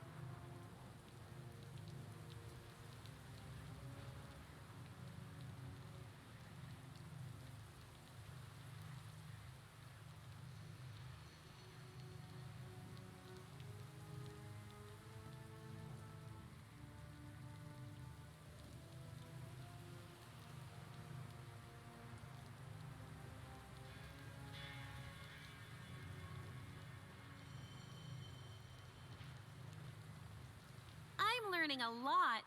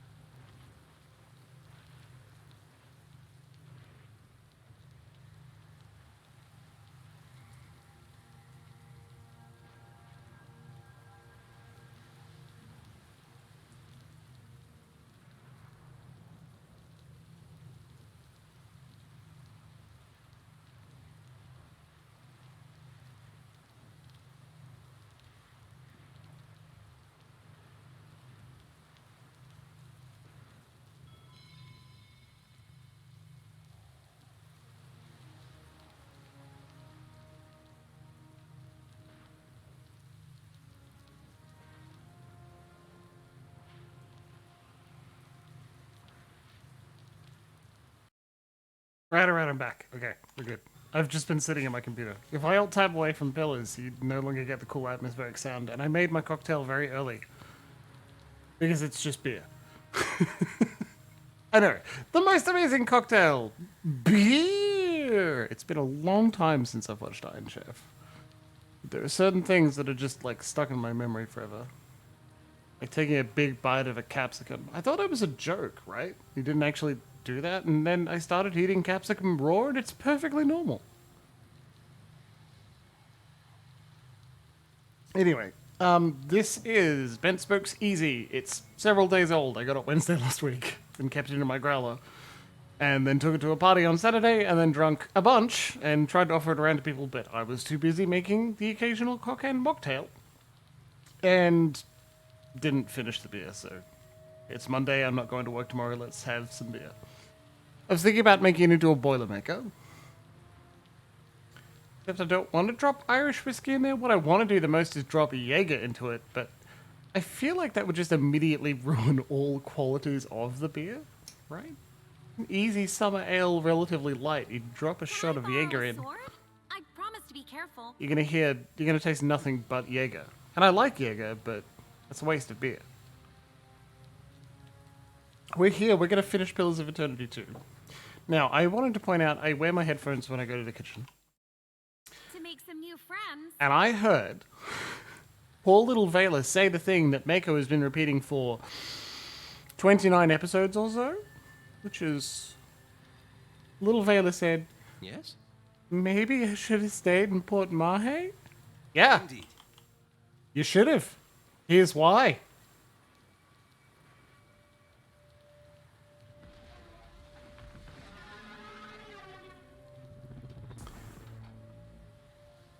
Pretty good, right? Okay, so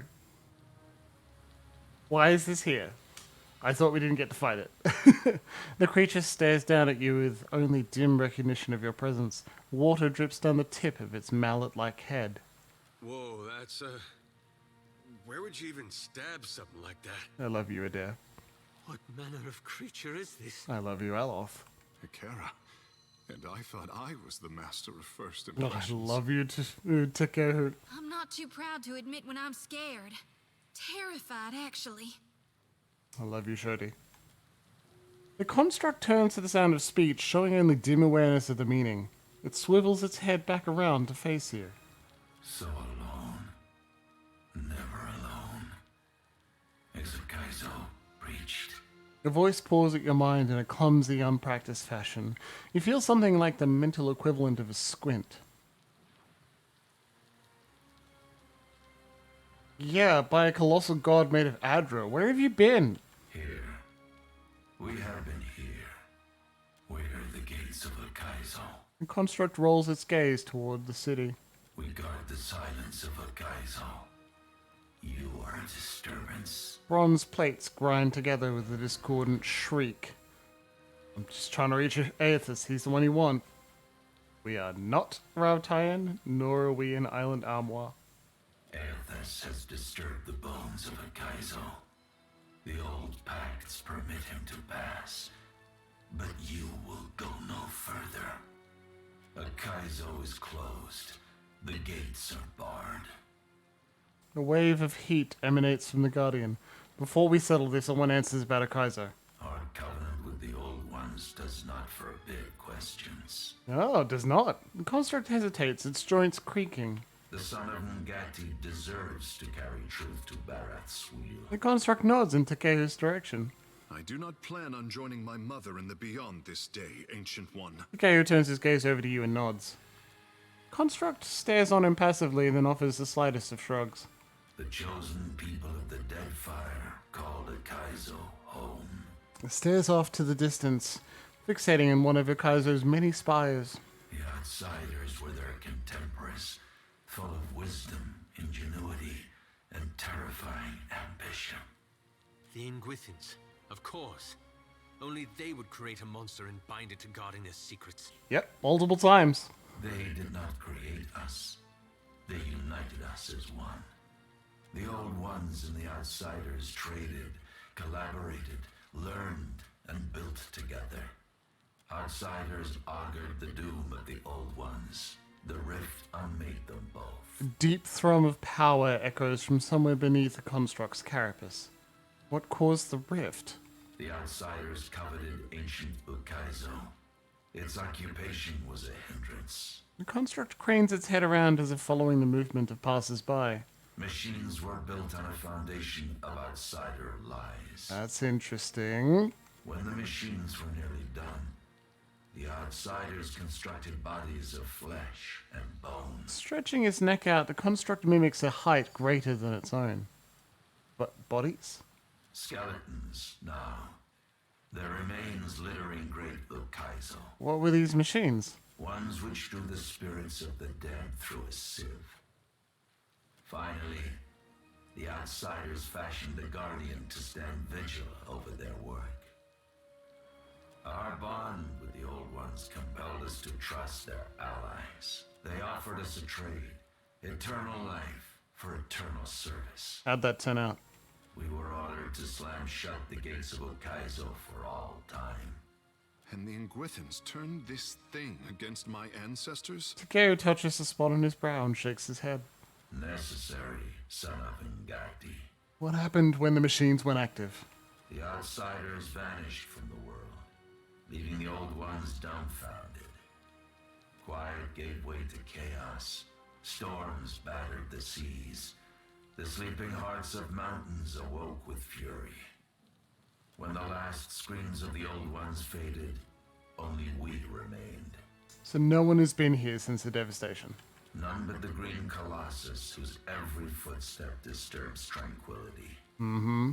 You are the first kith to visit the shores of Lost Ukaizo, and you will be the last.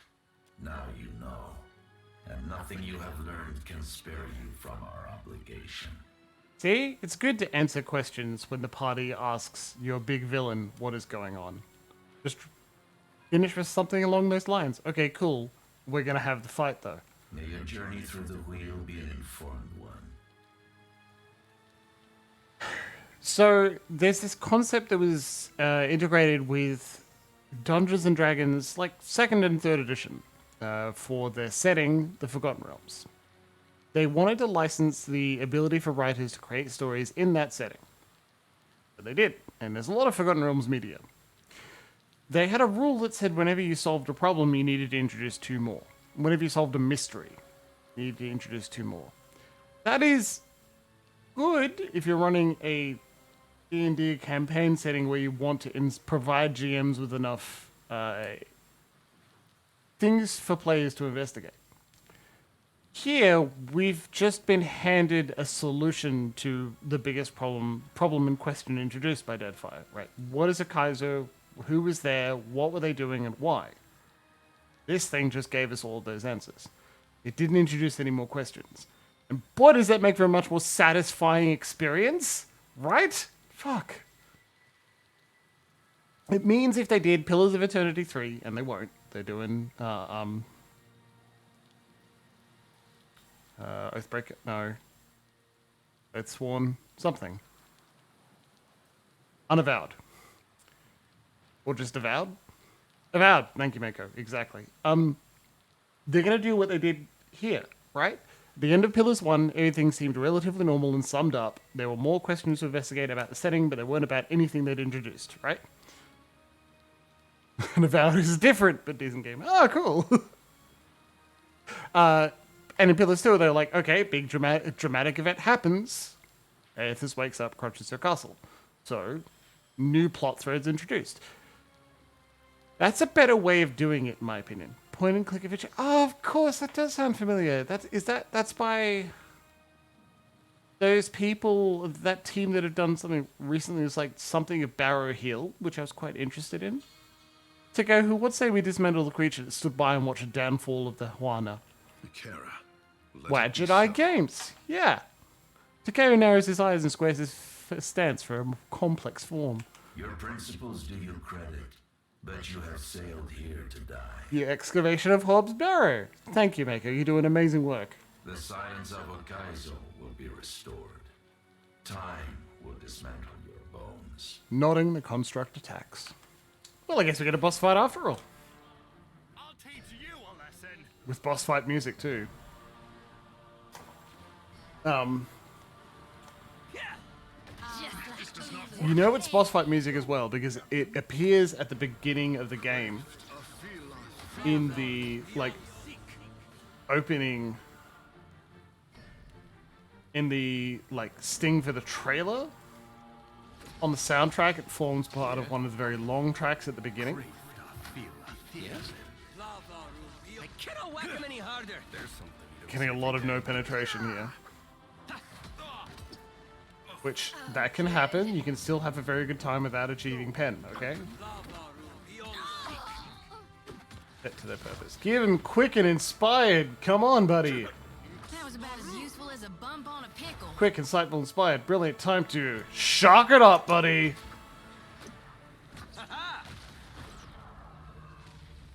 What can I do you for? Oh. Taylor? I cannot whack him any harder. What happened to its head? Resistance to dexterity, might, and perception. Immune to resolve and intellect. Yeah, because it's construct. Inquith and Sentinel. I guess it's animating that. Let's get a heal out. You're in shark form. Deal with the Sentinel. Never happens. Yeah. You've got Screaming Souls. Gonna damage allies. Let's not. We can try and do a knockdown. Amazing work, and good bit. Very good bit. Oh. Bullseye. There's interest and beauty in figuring out what game developers and designers want to showcase as their best work, I think. And this is potentially why I am sympathetic to every time a GM introduces their big boss monster or big boss enemy who is behind everything, and your response is, well, I gotta fucking shoot him while he's monologuing once I've decided I'm no longer going to listen to his bullshit because I'm going to kill him anyway. I need to do it. But also, like, in a very large sense, we're trying to show off what matters the most to us. Ruin his armor. Oof. Okay. Quite wounded. Let's pull out some of that heal. Like that. And you can do a heal bounce in return and damage some people at the same time. Lost too much water. Or not. At your service. Actually allows you to do pushback enemies. Weird as neck. Boo. I approve. That's very good. Alright, well, it's engaged with a dare. Because we saw that go off, and it's very funny. You need healing, so stand next to Slam, so you'll get that on both of them.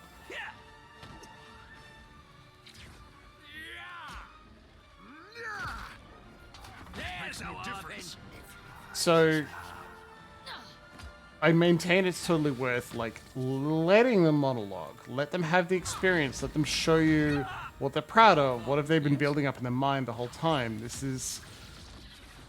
There you go. Deflection against melee weapons? Absolutely. It's a recognition that as the storyteller, the GM, the person writing, they have their own expectations about how they want the game to go. Eothas on low health, but the Sentinel is low too. You need healing, use Second Wind, and we'll pull up.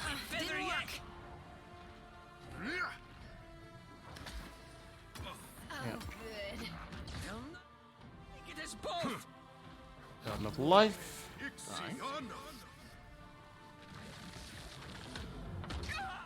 Oh, Eothas, you cannot tank it by yourself.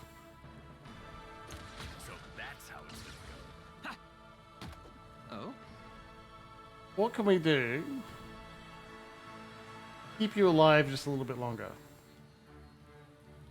Drink a potion? Maybe? Come on, come on, come on. We could also shoot this at him. Happy to oblige. Alright, good. Taxed to my limit. Leeching That's grip. about as useful as a bump on a pickle. Oh. Yeah, get out of there, buddy. See if you can deal with this thing. It's nearly dead. Tough fight.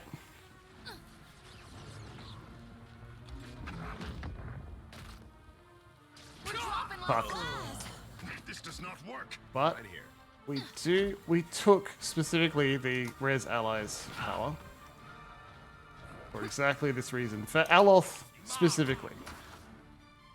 Not leaving our friend behind. You can get the knockdown out.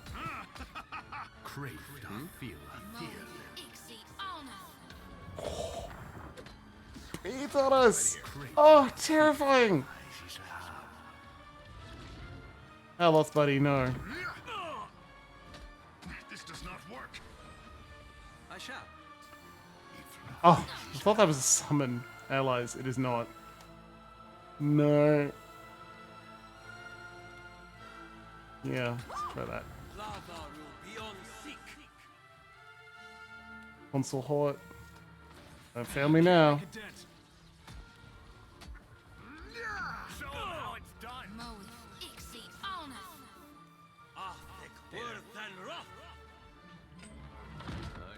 Some help here. Adair's taking a beating too. That dog won't hunt. Our buddy. Hey. We had some good times.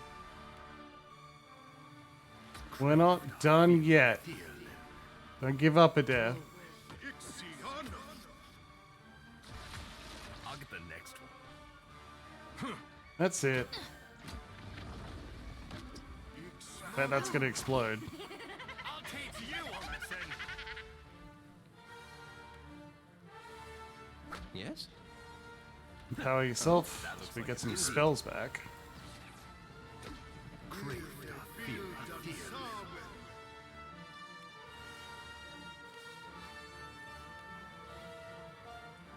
Ring the bell. That dog won't hunt. Come on, he's bloodied.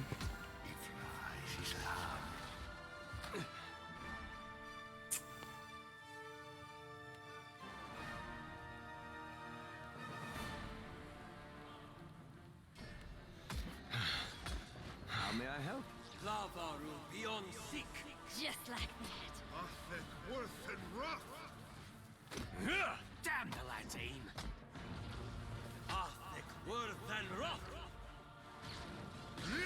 Why did you cast Fireball, buddy?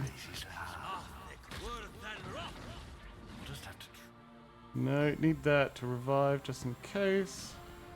Need that to revive just in case as well, but that'll be useful. Son of a cur! How may I help? Look at it, it's near death. Hey there. Time for more detonate. That dog won't hunt. You can get him. Smart We can get him. Did it. Tough one, huh?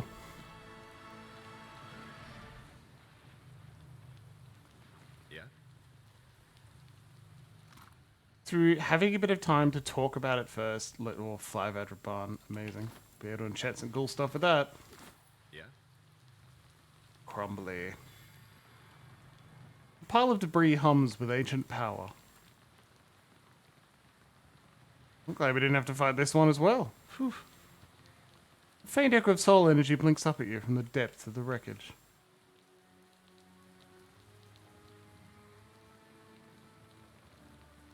Let's go. Grand Promenade.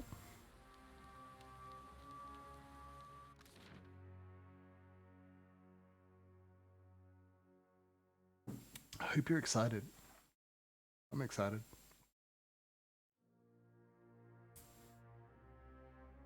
I'm learning a lot. Yes, you are. I hope you got a way of turning off that storm. Looks unfriendly. Mean-spirited, even. I suppose we're heading straight into that. Has it been this way since the age of my ancestors? It's even scarier than in my dreams. Erosion has softened the bronze features, giving the proud statue a brooding air.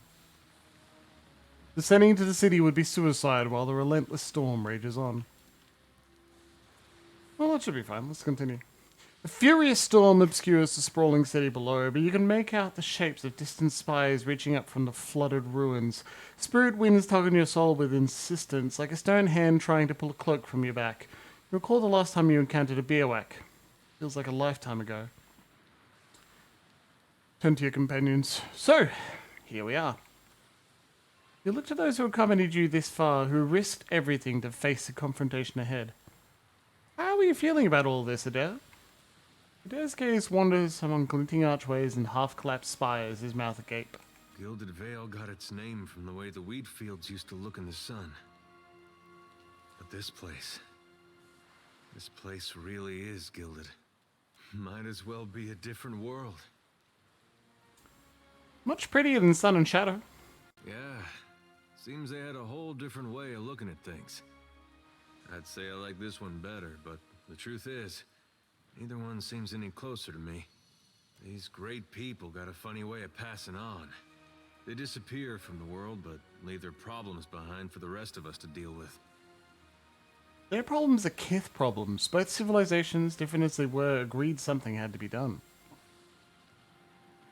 And now here we are, with Eothas trying to undo the whole thing. You know, I broke a wheel once too. First thing I thought of when we learned what Eothas was doing. Yeah, quick rundown. Eothas wants to break the wheel of reincarnation. My mom had this spinning wheel, and she loved it. Adair bites his lower lip, his guilt still evident. Well, I was playing with it in the way a young child might when his parents are out, and that wheel came right off.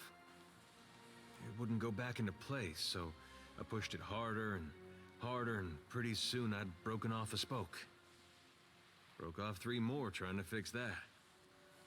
Anyway, I got whipped pretty good for it. That wheel was never the same, even after my dad fixed it. Adair runs a pair of fingers back and forth across a beard in need of a trim. I used to think of the gods as being like parents to all of us. And now I know better. They're children, playing while their folks are gone. Mwah! Beautiful.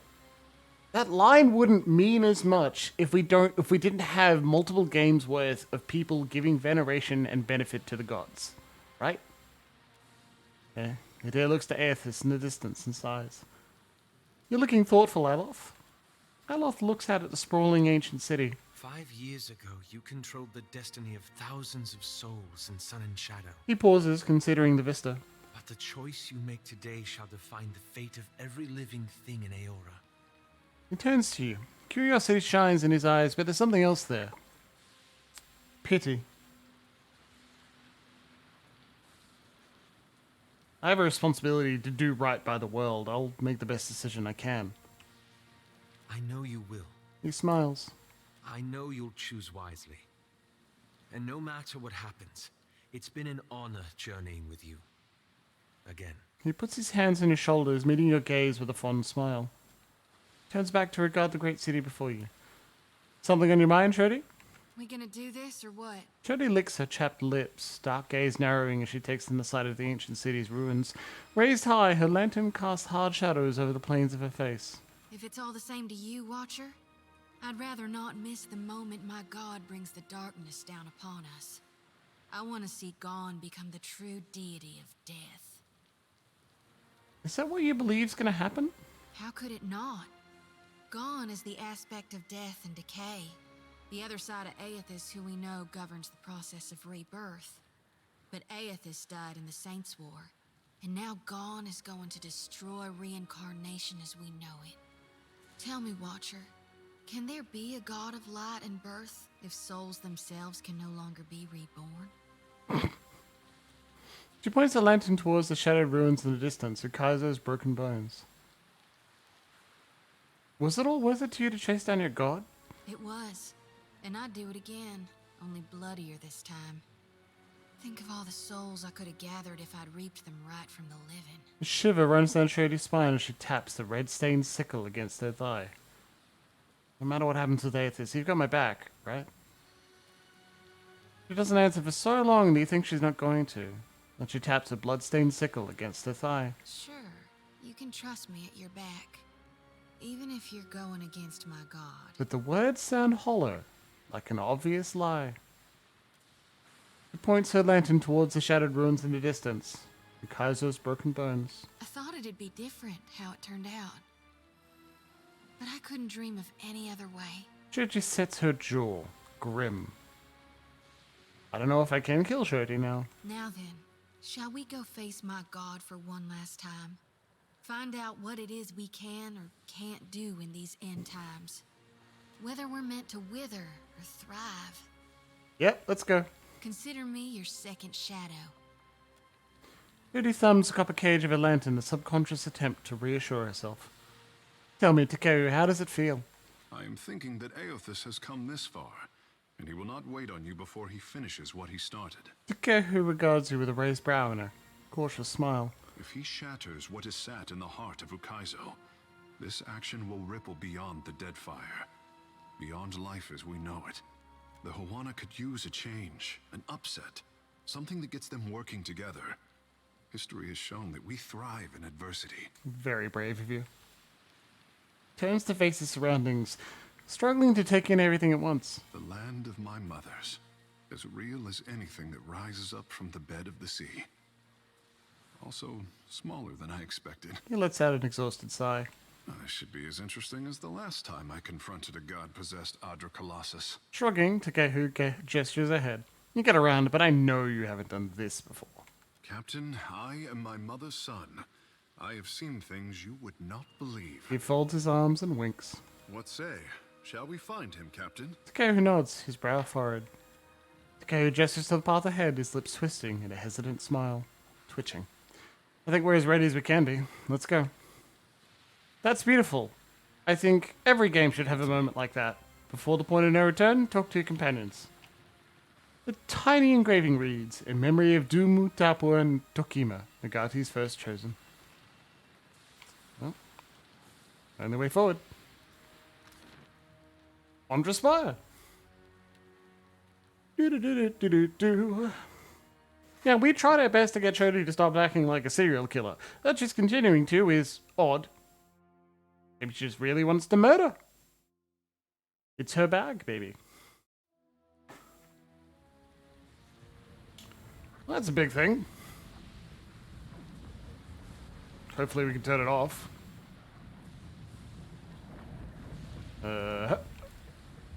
Though the device atop the tower spins in wild, blurring revolutions, the air around it is still and calm. You stand in the eye of the storm which cordoned off Ondra's mortar from the rest of Eora for thousands of years. You see an antiquated control panel, its levers engaged in positions of activation. Standing uncharacteristically still, Takeru turns his head to take in his surroundings all at once. A deep furrow cleaves his brow. Something the matter, Takeru? I have stood here before. He sniffs, glancing around with an air of familiarity, settling on details like they're old friends. I swear, if you're hiding a secret path to Eothas from me this entire time... He chuckles at you, brushing the matter aside. As a boy, I dreamed of a tower made of water. I stood at the pinnacle and made obeisance to Mother Ngati. This tower. This view. He plants his hands on his hips and surveys the vista beyond, nodding. What does it mean? Ngati's covenant. The first form of water shaping. It is here, waiting for me. He glances up at the spinning machinery with a mixture of apprehension and wonder. Do whatever you need to, Takeru. So beautiful. But look what they have done with you. He reaches a shaking hand up to the storm, curling his fingers in as if to grasp at something. He covers his heart with one hand and lowers his head, muttering a slow and fervent prayer. From the broiling madness of the storm, a single drop of water lands on Takeru's brow, running down his cheek like a tear. Takeru wipes his eyes dry with his thumb. He pauses to stare down at his hand as if seeing it for the first time. Are you alright? I remember. He clenches his hands into fists. The storm surges around you as the winds pick up speed. Takeru's head snaps back and his eyes squeeze shut in agony, ecstasy, or both. He rouses at last, shaking a few droplets of moisture from his hair. I am the tremor that inspires the tidal wave. The pebble that calls the avalanche. Mother! Your son has found his birthright where you left it! Takeru raises his fist to the sky and lets out an uproarious laugh. Eventually, he shifts his focus over to you. My people never doubted that Ngati's chosen would find our ancient gift. Kara, I did not share their confidence until now. I am ready, Watcher. Let us finish what we started. He nods on you. He nods to you, resolved and wearing a fierce grin. A deep percussion shakes the tower by its roots. Somewhere in the obscurity of the storm, Eothas rears back his fist to deliver a mighty blow. The control panel has weathered the millennia better than the rest of the city. A layer of dust covers its elegant glass tubes and engraved copper levers, which appear both intact and fully functional. Deactivate the machine. You grip the largest of the levers and bring it up onto its starting position. The vibration of machinery gradually slows, and turbulent winds grow calm.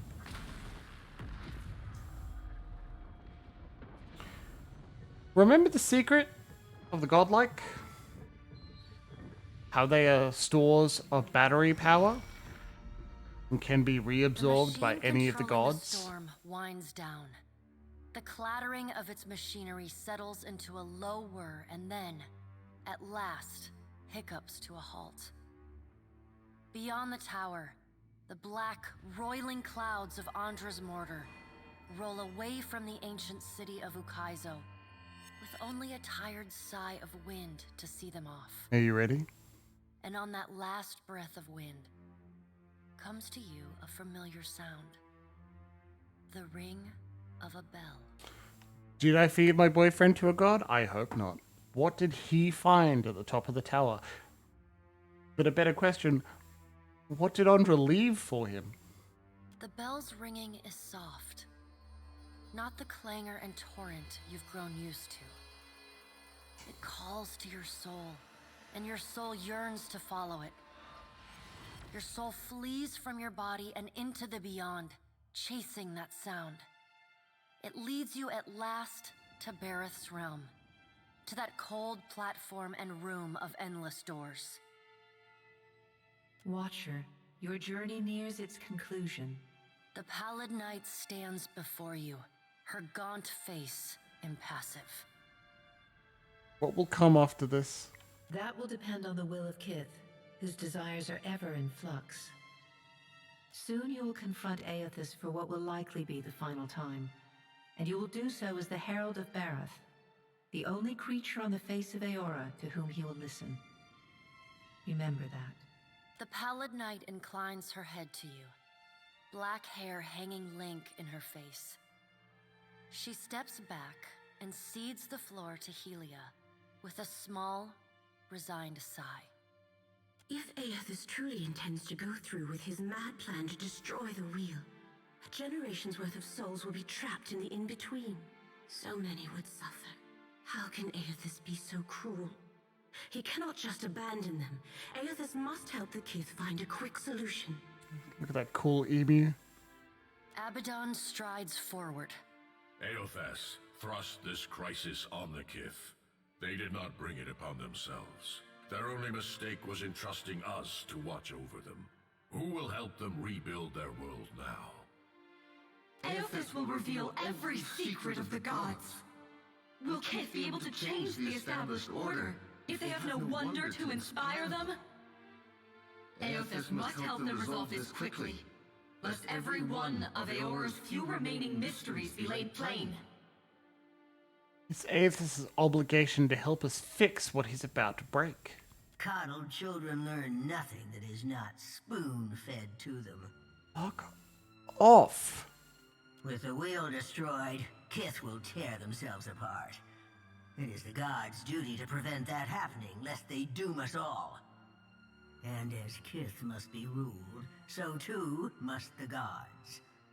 I say that if Eothas is so eager to throw down the mantle of power and step aside, I shall take my rightful place as Queen of the Gods again. Yeah, of course, Watercut. That's exactly what you want.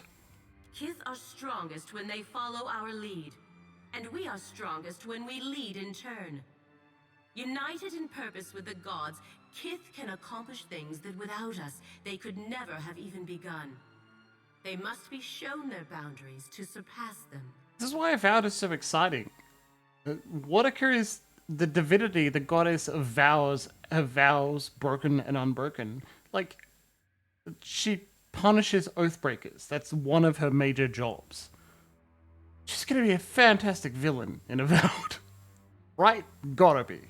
Kith will not solve Eothas' puzzle on their own.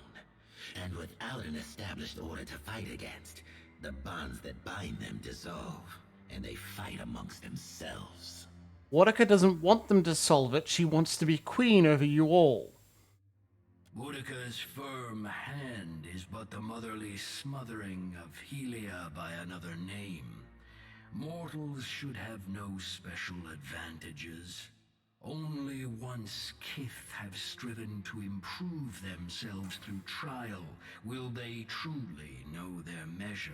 Kith must suffer to find their strength if they are to survive the world into which Eothas drags them. So the divinities are always bickering and disagreeing with each other because they have such different viewpoints on the world. So when you disagree with one of them, another one goes, yeah, exactly right, and then pushes their own method forward. It's so hard for you to tell all of them at once to fuck off.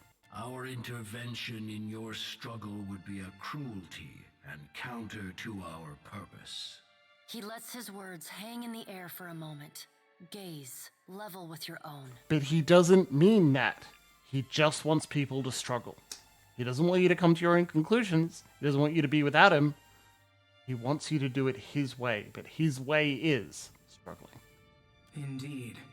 Kith must discover for themselves what it is they are worth, and of what it is they are capable. What we do for them, they do not learn for themselves. Trial breeds ingenuity. If our work of generations was not in vain, Kith will succeed in spite of Eothas' actions. I have faith in Kith's ability to meet Eothas' challenge. Do not mistake my words for indifference, Watcher. They are born from a fierce belief in your potential, not a refutation of it.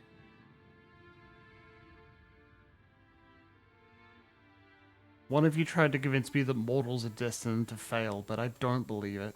And yet you come to Ukaizo with only the Principe at your back.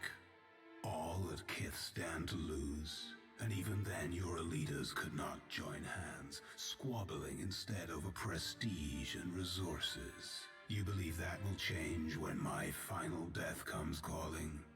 You are a greater fool than I thought. I bested you in single combat, you son of a bitch. I had to cheat, but you also targeted Vela first. This is also clever writing. When you control the whole narrative, you can make Remagan's point seem appropriate, right? Because you're also the same person that put in the requirement that says you can't get more than one faction. And if you get none of them, you sail forth with just the wanker, just yourself, and he'll say, none of you at your back. When you control the whole setting, you can make whatever point you want sound profound and appropriate. And that's not a bad thing. That comes with willing suspension of disbelief. If part of you doesn't rear up and say, hey, wait a minute, that's only because you created the game as well. It's like, yeah, sink in and enjoy the themes. Try and practice the muscle that lets you accept the bounds of the setting and explore the text inside the text. It's more fun that way. Picking holes in things isn't quite as fun as enjoying them for what they are first and then picking holes in them. Margaret is blinded by her affection for mortals. She does not see that entropy is the destiny of all things. If Eothas were wise, he would destroy everything. End life. End reincarnation. End death. Margaret's affection? Kith have had their chance. It is time to let silence reign. Fuck off, Remagan. As Rimergon's words fade, the Pallid Knight returns. She no longer towers over you, a giant even among the gods, but meets you at your height. She lets the arms crossed over her chest fall to her sides. She speaks to you openly, plainly, an expression almost like tenderness, turning up the corners of her lips. Well, Watcher, you know where we stand. What do you believe?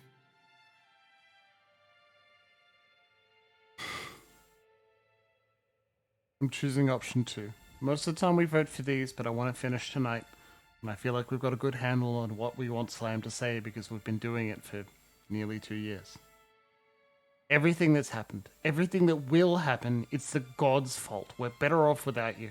The gods were once Kith, thousands of Kith from long ago, but Kith still. If we are diseased at our core, as you imply, then so too are you. Problem is power. Now the time has come for us to part, Watcher. Good night. I laid upon you a difficult duty, and I know you desire to be free of it. You will be in time, but not now. You have work to do yet. You are no stranger to hard choices. You killed Theos, and when his soul was laid bare before you, you chose to banish it to Braith Aemon. You gave him the justice you believed he deserved. Remember the strength it took to make that choice, and know that you alone may sway Eothas now. When you stand before him, choose your words carefully. She claps her gauntleted hands together, and a sound like thunder rumbles through the room. As the floor crumbles and falls away beneath you, you hear the sound of a single bell ringing, and beneath it, the faintest whisper. Are we gonna fight someone? I want to throw the first punch. Fucking hell, Vela. Consciousness returns in a wave as the last of the machine's energy dissipates. The calming of the storm reveals a sprawling city around you like the sand swiped from a mosaic. You see the distinct outline of Eothas raising his fist in triumph and purpose. You keep falling asleep on me, I'm gonna have to start walking behind you with a pillow. Oh, by the way, the storm's gone. Also, I think Eothas has ended the world. The dad takes a long draw from his pipe and nods as he stares at the colossus in the distance. It seems we're all still here. Eloth glances around, rubbing his head gingerly. Do not touch the machine again, I say. The delicate fish can only take so much. Squeezing his eyes shut, Takehu rests his head in his palm. God's darnation. My head. Shirley presses a palm to her brow as she struggles to her feet. Peering over the edge of the tower, you make out a distant shape amid the ruins below. An iron-studded warship has dropped anchor in the shallows, its cannons angled to the shore. The ship is nearly cracked in half, but the standard of the Royal Deadfire Company persists in flapping with the breeze. Empty deck tells that the surviving crew have long since boarded a skiff and rowed to shore, which means you're no longer alone in Ukaizo. Sigh and draw your weapon.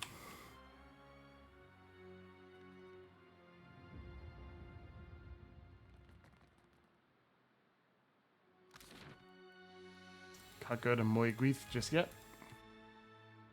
Down the spire and to the Grand Promenade. As if a child excited to punch someone.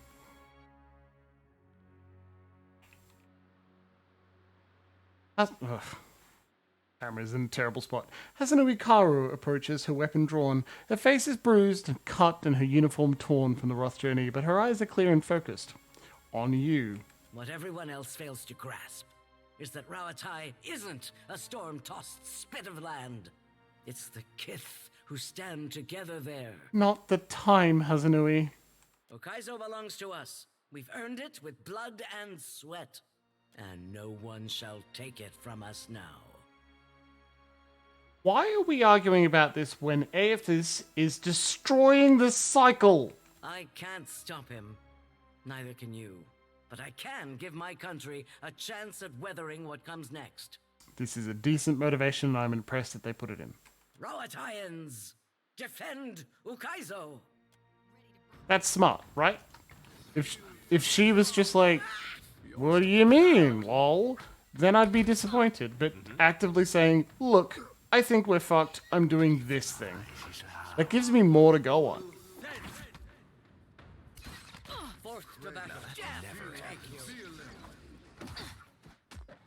No. I need you to stay in. Your story ends here. Get him.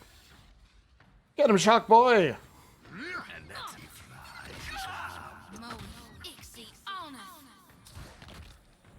I wonder what would have happened if we had Maya with us.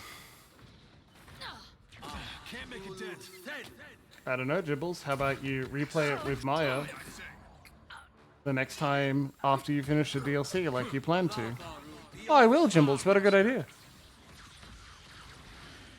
Sorry. You don't need that sarcasm. As funny as it is. A lantern flickers. Moeth, Ixie, Problem is, these soldiers restore a lot of hit points. I swear.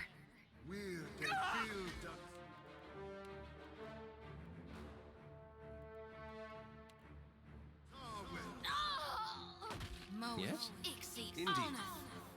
Need you to killing bolt the weather mage.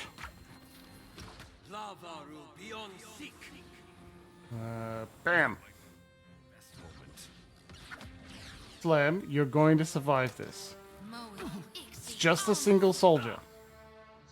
Fight on, Joti! going. Damn it. I cannot whack him any harder. Why did that spectre end up on the enemy side? I guess the killing bolt didn't work, did it? Right here. How about we just charm him? Huh? Come on. God damn it. Vela! That's irritating, huh?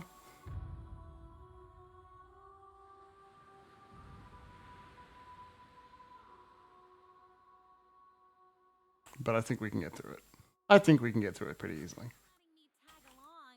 The Deadfire is awfully big for Yep. You cannot convince her not to attack. Like, Nuh-uh, didn't work. okay. Charm. Please work. Please fucking work. Then.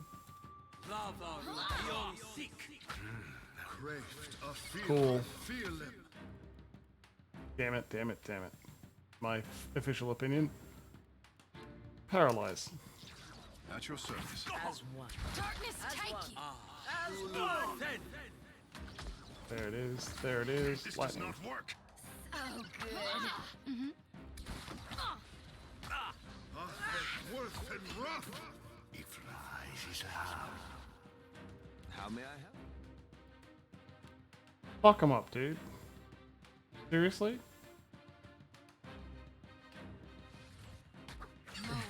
Not exactly. My That's it. area I want you to of media expertise. swarm him.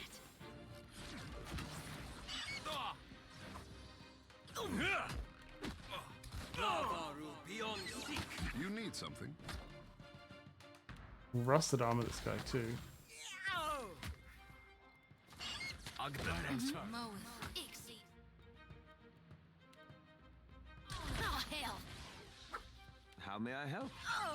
Eothas, I seriously need you to just deal with these two as best you can, please. Oh, good. Show him how it's done. Worth and rough.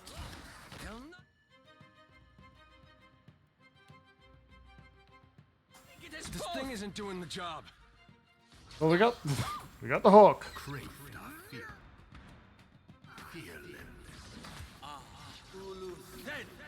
How may I help? At your service. Nuh-uh, didn't work. We can't afford to lose another.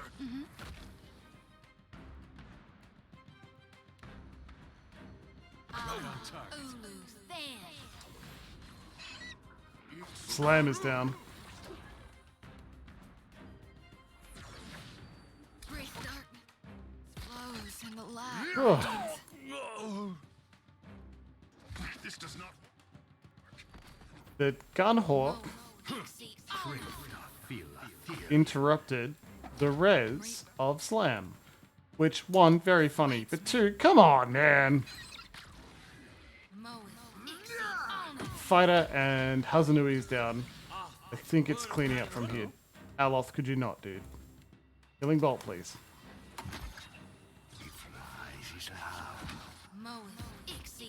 There we go. There we go.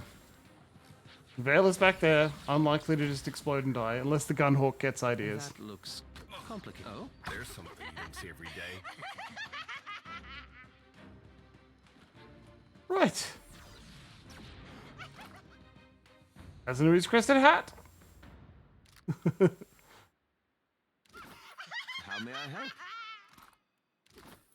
Well, we literally don't have time to rest. I know Eloth is wounded twice. But we gotta get going. He's beating up on everything right now. Go to the Moiguith.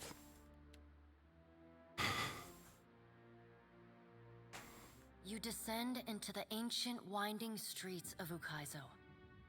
Battered by storms Beautiful for art, thousands right? of years, the ruins bear the marks of their role as the lone witnesses of the gods' great secret at the center of the city. The houses and boulevards are pierced by great spears of luminous Audra. There are no ashen bodies, no birds, no sign or sound of any life. But with every step, the rhythmic pounding in the distance draws nearer. Soon, you can feel the vibration traveling up your spine. As you approach the center of the city, the weathered architecture gives way to more luminous Audra, piercing the ruins, eventually overtaking them entirely. Cresting the top of a fallen tower, you finally get a clear view of Eothas. He stands, legs astride, next to a great stone monument ringed with 11 cavernous alcoves. All but 3 hold a gargantuan skeleton, bones scrubbed clean by the city's storms. What do you think they are? An immense Angwithan machine floats above the monument, suspended by invisible energy emanating from a well of light beneath it. Great brass rings spin around a core of metal and Audra at the machine's center. Periodically, Eothas's massive arms swing back. The movement alone is enough to draw great gusts of wind toward him. When they come down on the machine, the impacts are accompanied by eruptions of electricity, fire, and smoke. The hundreds of luminous Audra pillars across Ukaizo sympathetically dim in a rippling wave that spreads out from the machine. They all used soul energy, brought it into themselves and embodied a concept. The only safe route to the god is a steep ascent along a monstrous pillar of luminous Audra. Intertwined with fragments of Ukaizo's ruins that it has carried through the centuries, the pillar bends in a long arc, towering above the machine.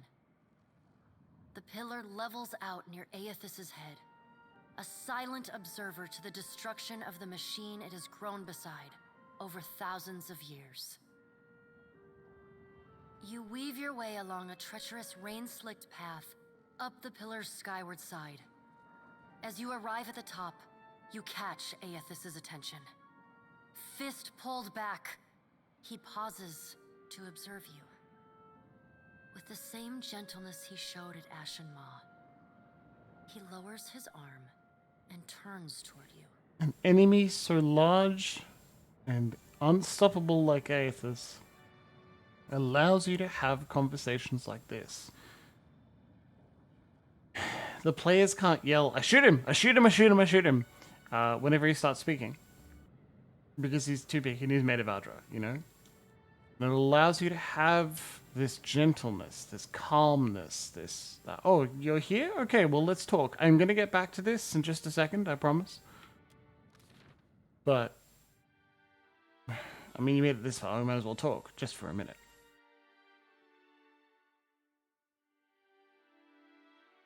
Strange to see Ukaizo in this way. It may be hard to picture, but this city was once full of life. The Huana, yes, but also kith from many other cultures. Great hanging trees shadowed these boulevards. Gardens sprawled across the open rooftops. And the Guardian killed them all. Each spring, a festival procession would wind its way from the hillside into this valley. The celebrants would pass through a steep walk among the stalls of foreign merchants, flowers falling upon them from all sides. All people of all nations, together in a celebration of new life. Such was the power and beauty of lost Ukaizo.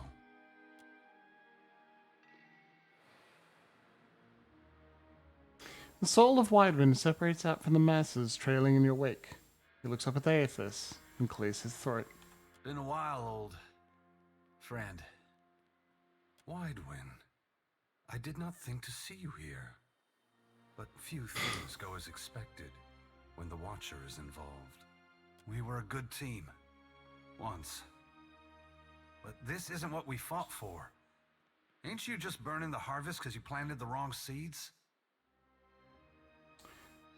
Please marvel at the depth and power of Ellison as he is voicing both of these characters. An astute observation, old friend. Consider instead that I am giving the soil back to those who till it. Spring must always follow winter. As long as there are people committed to finding the other side of change, the agony will not last. But thank you for challenging me as you did in fairer times. I haven't forgotten the lesson we strove to impart. You're welcome, I suppose. Widewin clears his throat and backs away to offer you space. Eothas shifts his attention back to you. Mighty One, I once desired to return that power and beauty to the Huana. Now I wish only for the tribes to find it themselves. If not here, then elsewhere. Takehu glances at you and swallows. Was I wrong? Have I failed them? Takehu, the gods have already decided so much of your life. I would not shape what remains of it. And yet he reaches to someone who could give him answers because they have been told to him too often. He's been denied responsibility over himself, so he became irresponsible. You know how your people could benefit from your help. You have also come to see that this life is yours to live as you choose. Deciding what course to take is not easy. But if you do not choose, your life may pass you by as you stand at the crossroads. He may be annoying, but Takehu stood against the hierarchical structure of his upbringing. The one that essentially afforded him the benefits of being a prince and a celebrity, provided power to his organization because it was wrong. Because a creature was enslaved. Desperately asked us to make sure that creature was freed. This isn't right. You can't put this burden on us. You can't make the gods' problems, our responsibility to fix. Adair, you've always wanted to come and tell this thing off for the things it did to ruin your life and your family. How can you have faith that what you're doing is good? You know how many people are going to suffer because of this. Tell the being to take responsibility. No matter how you spin this, you can't set it straight. Same way you took responsibility and then strove to do better. Adair, I wish I could explain it to you. It breaks my heart that I cannot. But no matter how much you curse me, do not despair. The souls of this world will need people like you. Lights burning brightly in the darkness to come. This is not an answer, Eothas. Ukaizo's corpse is beautiful, my god. This, its current state, is but one spoke in the ever-turning wheel of life and death, and so no less worthy than its incarnation at birth. Chody waves her lantern overhead like a beacon to draw her god's attention. But you seek to break that wheel. I beseech you, Gone, that when you do it right. Burn to ash every Audra root in hell so that it may never regrow. Let the darkness reign eternal. No more reaping? Ever again, Chody? Is that what you were suggesting? It saddens me that the harvesting of souls in my name has brought you to this place, Chody. But I am the cause, and I must take responsibility for it. How many villains, how many antagonists strictly say they are taking responsibility for things other people do in their name?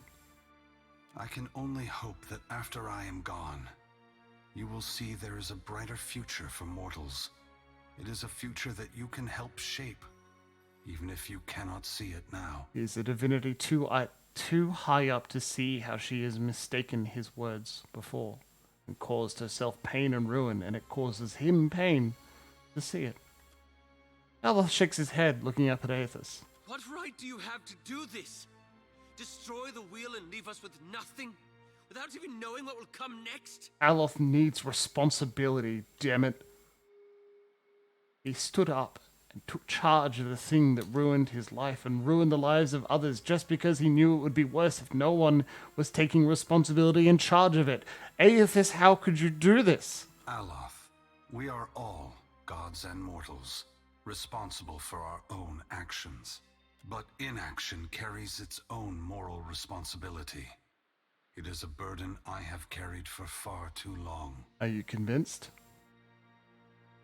One must always do as their conscience dictates, even if that means abdicating a position of power. We've been yelling at gods the whole game that they're not using their power responsibly, that they shouldn't have it. And here Eothas says he's trying to get rid of it. But what of you, Watcher? Why have you followed me? Have you come to bear witness to the breaking of the wheel? I need to set up a poll. Why would I not? This is one of the most important things. Option 1. I've come to ask you to take pity on the mortals of this world who will suffer for your actions. Option 2. After you've gone, the gods will go to war with each other and with mortals unless they have a strong leader. Option 3. Mortals are going to need a head start on things to prevent the gods from re-establishing control. You need to inspire them. Option 4. I want you to go further than breaking the reel. I want you to destroy it all. At option 5, only to bear witness. And option 6, I've come to fight you. Choose.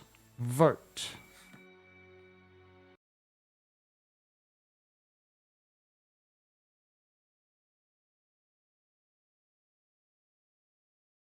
And Foxy, there are 6 options.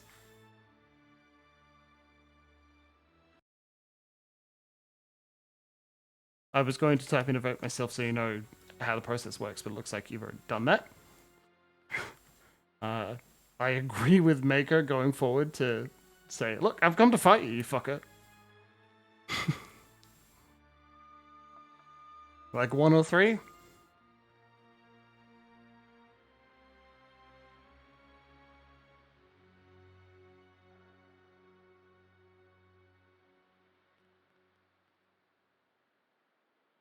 About 2 minutes on the whole poll, and this is an important one. I don't remember if it's the only dialogue choice at the end of the game, but it is certainly enough of a reason for Slam to go forward. You don't know, the pressure, oh god.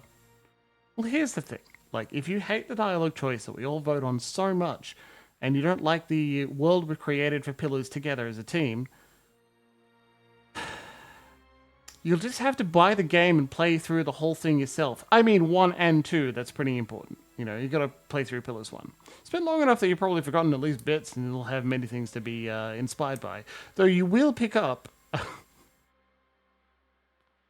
you'll pick up Durance and go, oh, fuck, this guy again. Ugh! But then you'll also get Grieving Mother again and go, oh my god. Yeah, no wonder. Jimbles has made the correct choice. Jimbles is the best. He knows exactly who the good characters are. Okay, the poll's over. Vote's complete. Now I click close poll. We received 2 votes. A tie between 6 and 10. Well, essentially 6, 1, or 3. Coming to ask you to take pity on the mortals of this world who will suffer for your actions. Or mortals are going to need a head start on things to prevent the gods from re-establishing control. Or, I've come to fight you. I hate to do this, but I am voting 1. Come to ask you to take pity on the mortals of this world who will suffer for your actions. It is pity for mortals that drives me, Watcher. I have felt it in every step I have taken to cross the Deadfire and reach this place. Sorry, Luxie. What more would you have me do?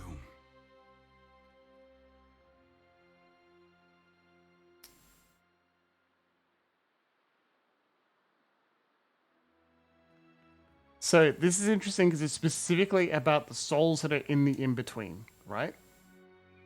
I'm going to choose one. I'm not doing a full vote. Though I do want you to see the difference between 1 and 2. It's very funny. There will be hundreds of thousands of souls trapped in the in-between. They will be screaming out to me for help until the wheel is fixed. I may attempt to protect these souls instead of working on a solution for the wheel. I think that one's like, if you hate animancers, it could be like, kill animancers? Who knows? They will be tormented until the wheel is fixed. It is true. While the eventual restoration of the wheel will bring them relief, they will suffer until that time comes. Kinda want to fight you, Eothas. Thank you for making me think of the lost souls, Watcher. I will provide a haven for them after my work here is finished. Anyone who is fiercely devoted to any individual plan must have advisors coming from different viewpoints, diverse background. Eothas forgot about thousands and thousands of souls, and he would have done it anyway. Indulge me in a moment's curiosity. There is something I wish to know about Eora, about Kith, that I can only learn through your eyes. Go on. You followed me all this way, dodging an armada, navigating an impenetrable wall of storms, voyaging across uncharted seas, besting a guardian who existed to bar your trespass, with the machinations of gods echoing in your ears. All the while trusting in the institutions of Kith to get you this far, and earning their trust in turn. Whatever else happens this day, that much is remarkable. I believe that mortals possess the strength to collaborate and shape a future of their own design. Not all of my brothers and sisters agree. By relying on others and coming together in a time of crisis, you illustrate my point.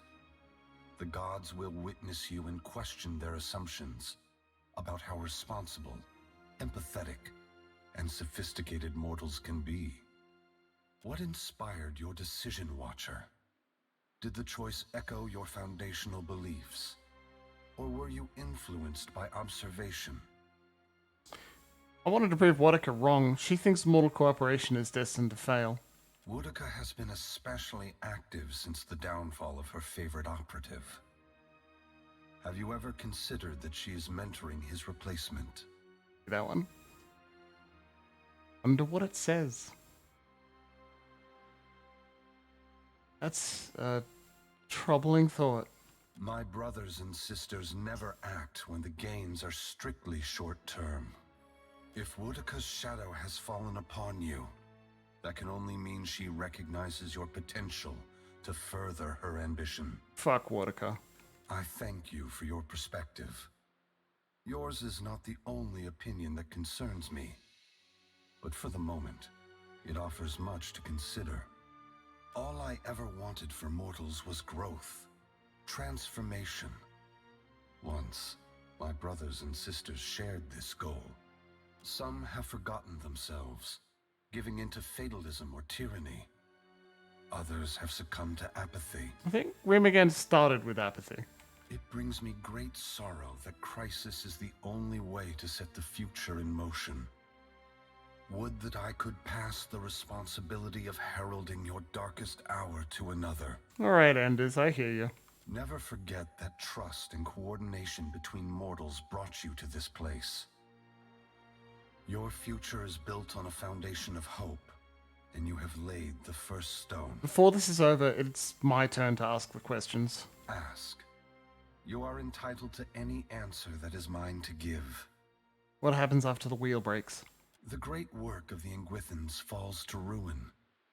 Reincarnation as we know it will end.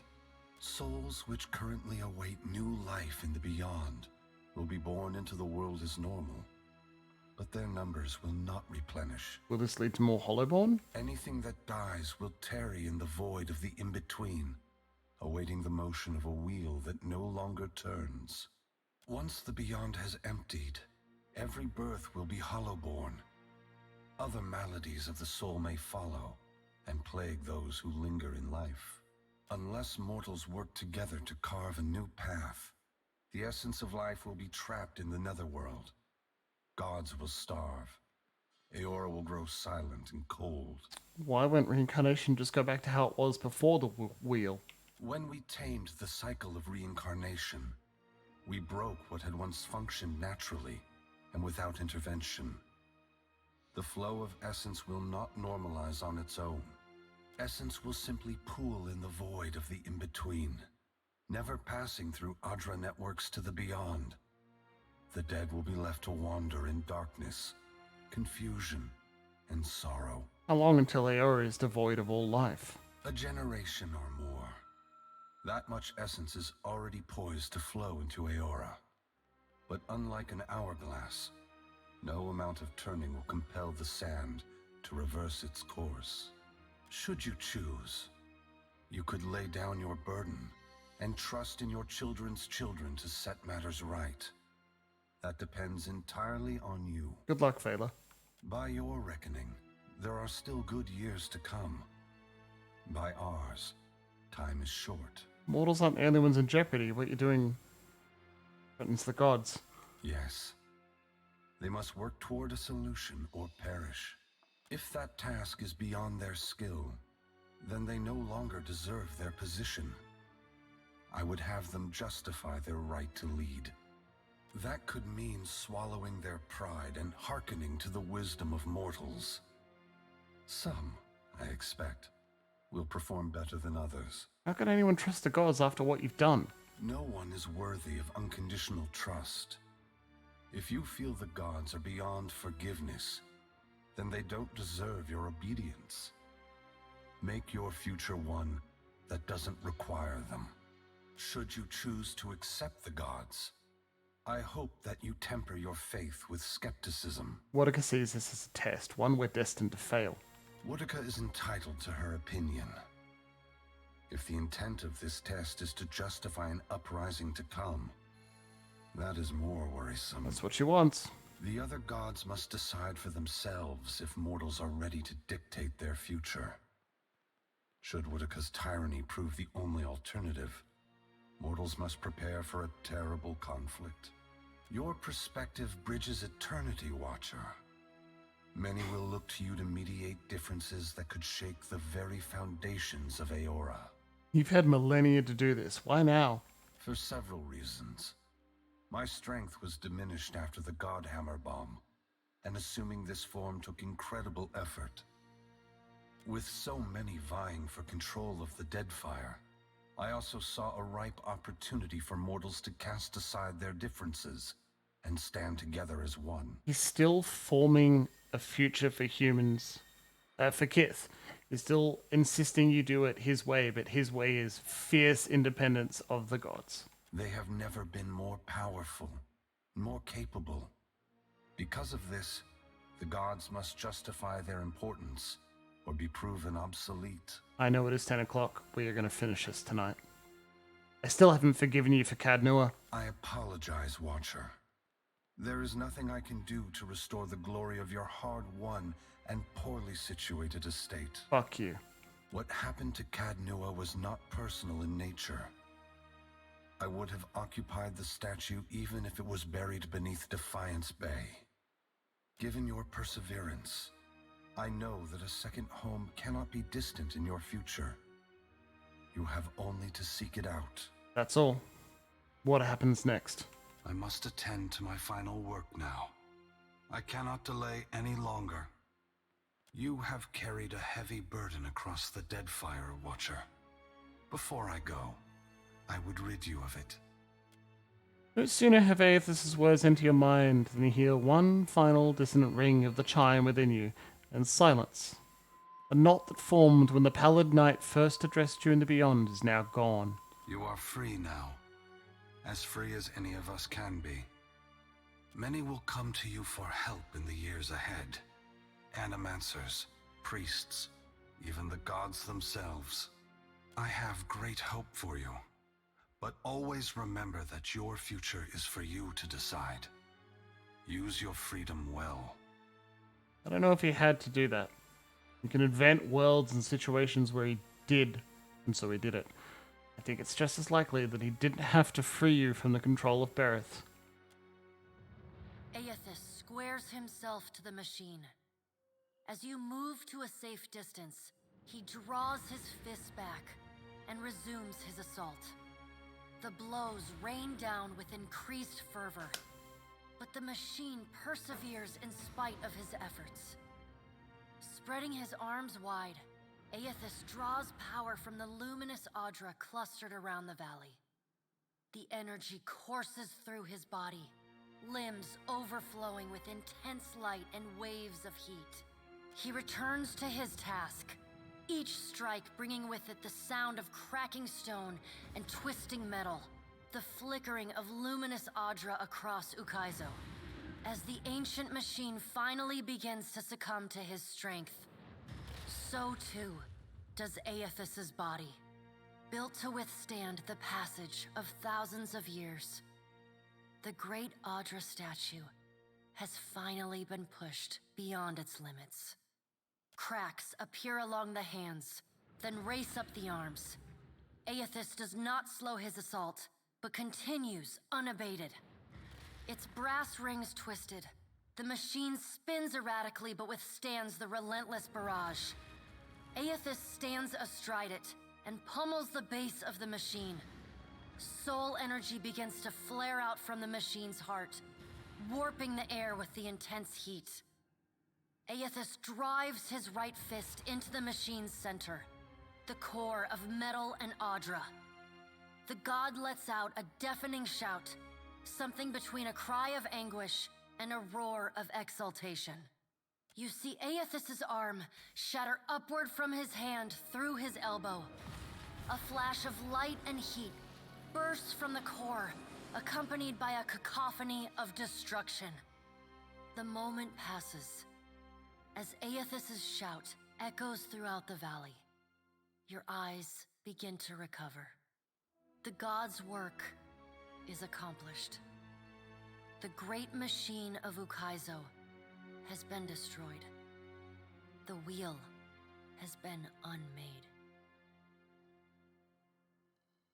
Is it as final as dropping the Godhammer bomb on him? Is he gone? You don't know? As Eothas's voice fades, the enormity of what you've accomplished sinks in. You have confronted a god. You have rediscovered the ancient city where the wheel was forged, and you have seen the wheel shattered. What comes next is uncertain, but already the legend spreads of the Watcher, who survived Andra's mortar and stood toe-to-toe with Eothas. And this is the end. Maras Nua's body finally goes still amidst the rubble of the Angwithan machines, yet it continues to glow. Priests and mystics have strange dreams of an island of eternal dawn at the eye of a storm, a port where the tide never flows out, a roadside tavern whose door leads only inward. As a watcher, you see what these dreamers cannot. The souls of the departed drifting toward the Audra Colossus and the twilit afterlife within. Whether it is a temporary haven or a permanent end will depend on what the Kith of Eora are able to accomplish on their own. You didn't tell them to. They'd just suffer forever. And while Maras Nua stands frozen over Ukaizo, the gods look on the labors of Kith, but they do not intervene. They watch and argue, wager and conjecture at how or whether mortals will solve the puzzle set before them. After the battle, Aldi sends her fleet from Ukaizo. Her first and last act as Lady of the Ancient City is to reactivate the storms from Andra's spire. Her work done, she departs in the floating hangman. She determines that none shall control the power of Ukaizo. Under her, the Principe shall remain a lawless, rootless pirate band, and Deadfire shall remain free for any with the will to make their way in it. As the rise in piracy makes operations in Deadfire ever more costly, the Consuelo Mea Compressa votes to scale back the Valian Trading Company's presence. Luminous Audra and Animancy Research remain valuable enterprises, but the company can no longer afford to seek dominance in the region. Good, fuck off.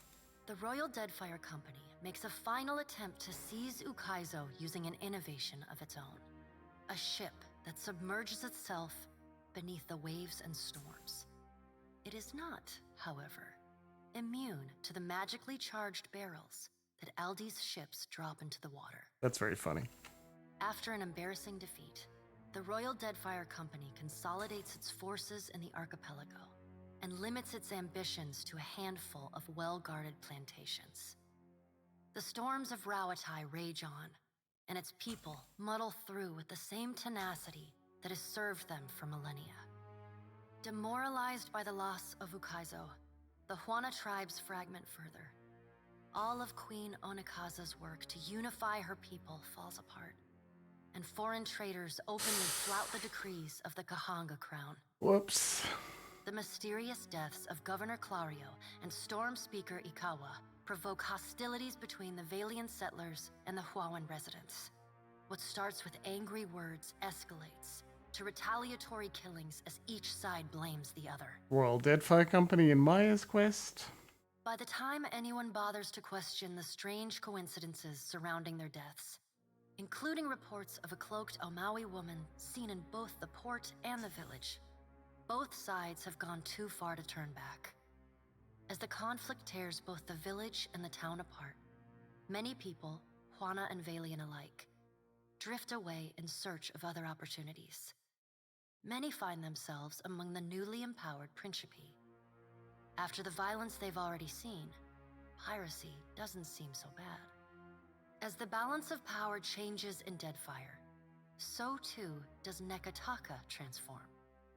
Pirates, smugglers, and other criminals flow into the city, openly flouting its laws. Whoops.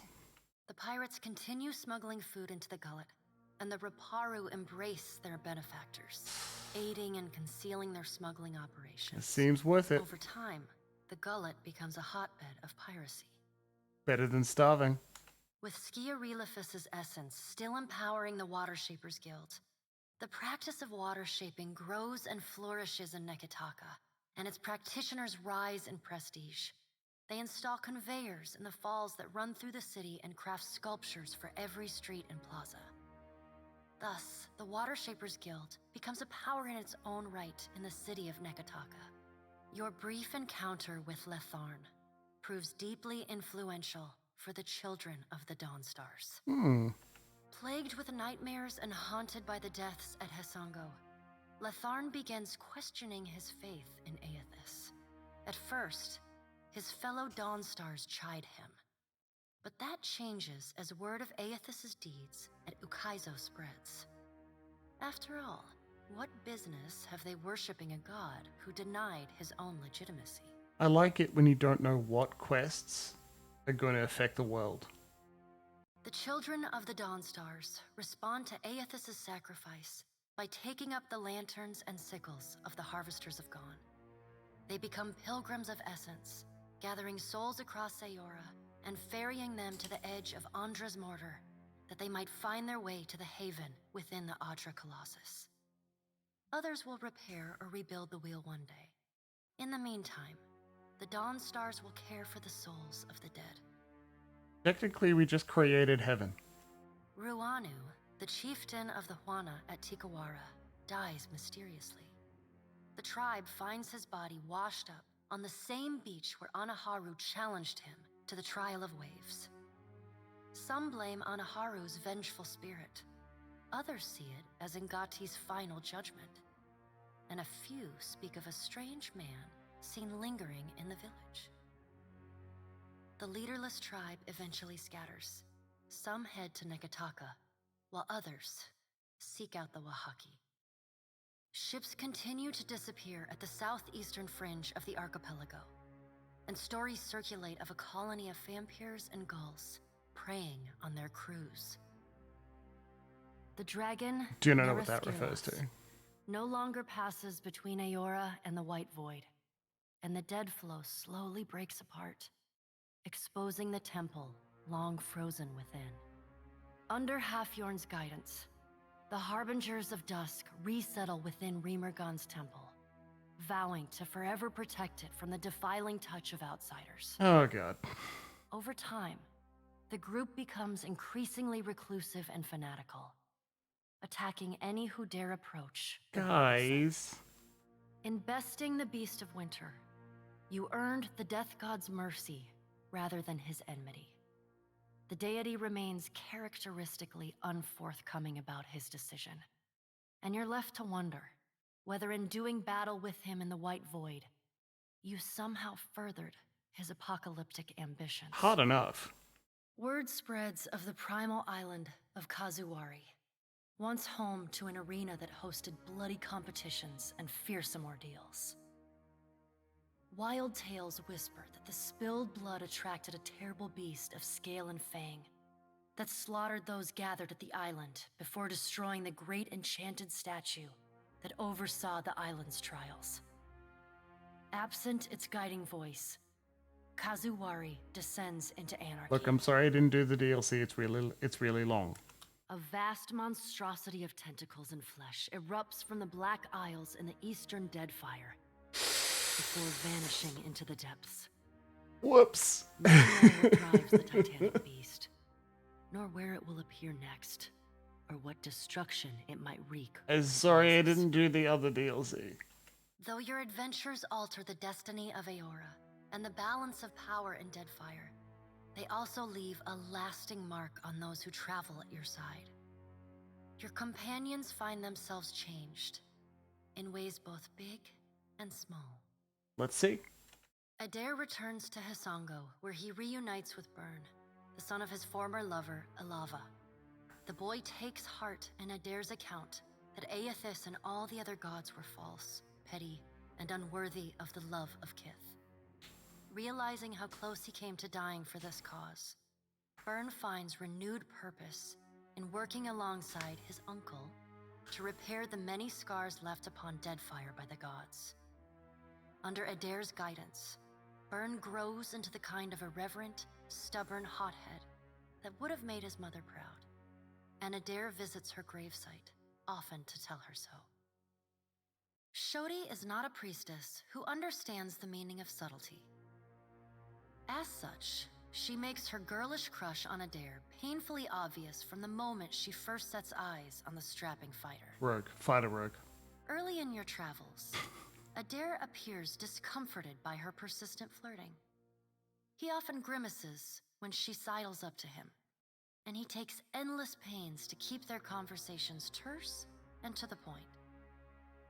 But after a little smoothing on your part to nudge them in the right direction, Adair makes an effort to view Shodi with an open mind. And Shodi begins teasing the veteran fighter in a more companionable and less amorous manner. After saving each other's hides a couple times and sharing more than a few laughs, the two form an easy, and you suspect, lifelong friendship. Plagued by constant nightmares and hallucinations, Shodi becomes increasingly disassociated from reality. Meanwhile, her power continues to grow with every soul she harvests. You start to notice sliced up animal corpses everywhere you two travel. But when confronted about it, Shodi stomps her feet and fiercely denies any wrongdoing. Then, one night, Shodi wakes, but never leaves the nightmare. Shivering uncontrollably, she packs up her belongings and slips away into the darkness, murmuring that she must return to the Temple of Gon in order to fulfill her purpose to her god. But she never reaches the temple. We didn't make it. None of the Dawn Stars know what's become of her, aside from disturbing rumors of a harvester ravaging the southeastern islands in the Deadfire, leaving a trail of blood in her wake. We didn't make it. Aloth renews his commitment to destroying the Leaden Key. With the wheel broken, loosening the god's stranglehold on Kith is more urgent than ever. It is a lofty goal, and one he does not expect to finish in his lifetime. But if there's one thing he's learned from the Watcher, it's that a single person can change the world. I love Corvusser. Such a good guy. Love his character. You let Romaro go, and the former pirate ostensibly set sail for the trade lanes of the Eastern Reach, the Edier Empire, Old Valia, and the Republics. For the remainder of your time together, Seraphin seems, if not exactly happy, at least contented with the outcome of your confrontation with his former mentor at Sayuka. When he leaves, he does so with little fanfare. Nothing but a roughly scrawled note slipped under your door. Be seeing you, Cap. You hear of Seraphin from time to time, in rumors and sea tales. He prowls the Deadfire, a brutally efficient killer, never long for any ship and never close to any crew. Feels like we failed too. After reporting back to her superiors for the Watcher's actions against the Valian Trading Company, Pallegina is rewarded with reassignment home to the Valian Republics. She spends the next several years as the head of the household guard for the Duke of Anchenze. In this role, she is often lauded for her courage and loyalty. Even with all of the praise, there's still times when she cannot help but feel she could have had more influence on what transpired in the Deadfire. Yeah, well, you left. Pallegina renews her relationship with Giacomo, corresponding with him regularly, and even meeting with the old Animancer once or twice a year. Though she does not understand the intricate details of his research, she reads his letters and responds with great enthusiasm. Her brothers, and even the dukes themselves, note that Pallegina's demeanor is always warmer on the days when she receives a letter. Rumors even spread that some of the brothers have seen her smile. Time away from the Navy gives Maya Rua some perspective on how Rauatai conducted the Deadfire occupation. No sooner does she return to active duty than she voices her frustrations over some of the more underhanded tactics she witnessed and carried out in the name of the homeland. Woo! Her voice carries all the way to the Ranganui, who reminds his admirals that battles are won by superior tactics, but war is a battle of precedent, and winning is not always a victory. The people listen. Though Mayo's covert assignment in the Deadfire is considered a success, few claim knowledge of it or openly congratulate her. She receives no praise beyond knowing glances or the occasional raised tankard from her countrymen. She never responds. Oh, that's rough. She looks forward to seeing her brother again. So does Ashiza. Yeah. Takehu distances himself from the problems of the Deadfire, giving the tribes a reprieve from godlike omens. Good move. Ngati's silence speaks volumes. The Huana grow to rely on each other, paving a new way forward divorced from their traditions. Soon after his departure from Nekataka, sailors report of mountainous water sculptures rising from the open sea, entrancing and salacious. How salacious. These works are celebrated everywhere, from the brothel to the palace, though the identity of the artist remains an open question. As your paths diverge, Takehu expresses remorse that you did not have more time to explore your connection. The future is uncertain, but the embrace you share at parting is full of promise. Well, great changes are at work in Deadfire and the What? world beyond, but the storms of Andra's mortar rage on. Whatever salvation Kith achieve will be hard-won, but it will be the deliverance of their own choosing. As the Watcher of Cadnua and the former Herald of Bareth, you return to your ship and begin the long journey home. You hope for calm weather.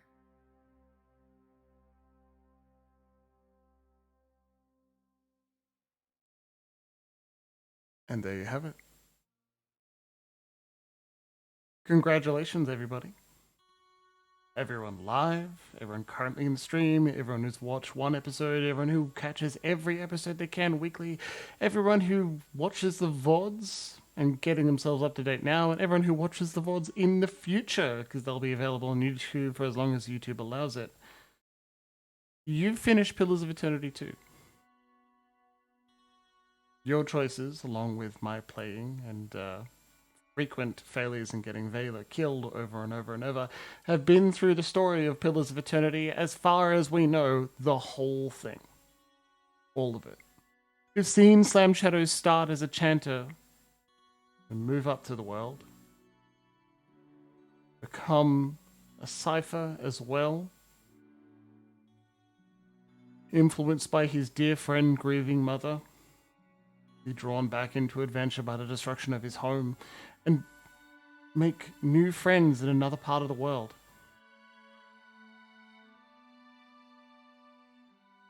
It's been a hell of a story. Multiple years of play, given we only get 3 hours or so a week. It's a huge game and we did quite a lot of it, though not strictly all of it yet. And I think it's one of the largest projects I've endeavored to finish with all of you. And I've enjoyed it each time, despite some points recognizing I'm not able to stream one night or continue with the commitment. I still want to make it clear that the whole experience has been transformative, beautiful, impactful, and lovely. And I will point to my playthroughs of Pillars of Eternity 1 and 2. Yes, 1 with the bad sound at the beginning where I sound like a robot. The very first episode where I have a cold. Something that is worth going through, worth experiencing if you're interested in role-playing games, if you're interested in CRPGs, if you're interested in Pillars of Eternity, or if you're interested in me. Because I never wanted to claim that Pillars of Eternity is the best game ever, or the best series, or it ties things up perfectly. I wanted to show you that it mattered to me. That it's important, and it holds a place in my heart and influences the things I create as strongly as a good song. The same way I read poetry on stream. Things that make me feel something. Any piece of art that I can draw attention to. Also, check out the cast while we're here. Nemnock the Devourer, Sam Riegel. Percival de Rollo, Grog Strongjaw, because they're a voice. God,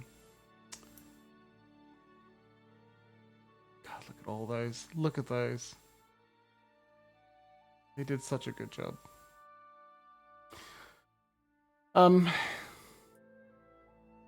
Zoe Tapper is Captain Aeldes. I wanted to just say that Pillars of Eternity is important to me. I didn't want to say it's the best. I wanted to say it touched me deeply. I didn't want to say the divinities make for reasonable and well-considered villains. I wanted to say that they're fascinating.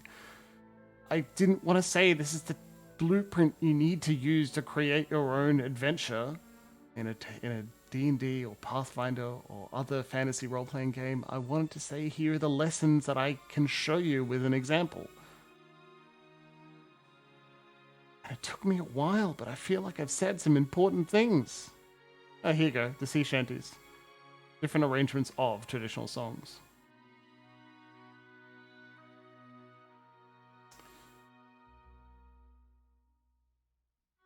You can see Josh Sawyer was part of the sea shanties and he's a lead game designer, so it's got to be fun.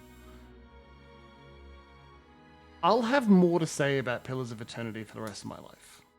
Especially when Avowed comes out, right? But with more thought and more conscious attention while it's in my mind and influencing other games I play and the things I write and the games I run, it's a part of me. And I want it to be. And I wanted to show you, any of you, anyone who's interested, about why. Even though I'm bad at the tactics, even though I get Vela killed over and over, even though I don't spend hours finishing my gear, and making myself and the party as strong as possible, I play it the way I play games, and it's there for me to enjoy through dialogue choices, voting with people in chat, and dialogue with a divinity that I disagree with and I just want to yell at, and yet he's written in such a way that makes me go, fine, okay, I guess you've got at least half a point.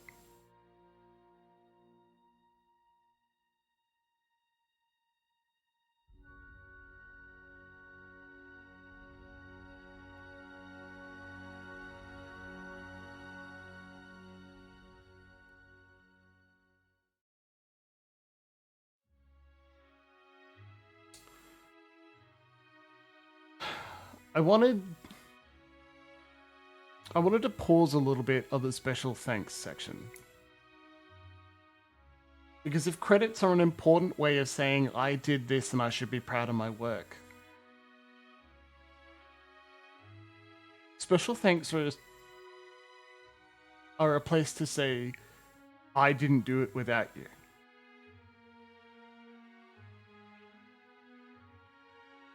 I don't believe anyone exists in isolation.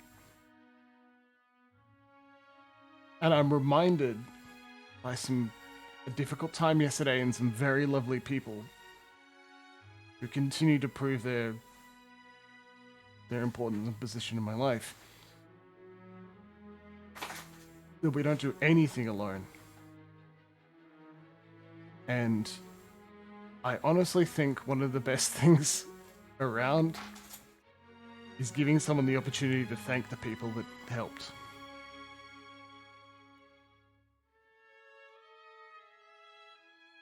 Now that I've had my soapbox, let's respond to Laxi's point. There was something more we should and could have done. Yeah, I'm thinking specifically of Takehu.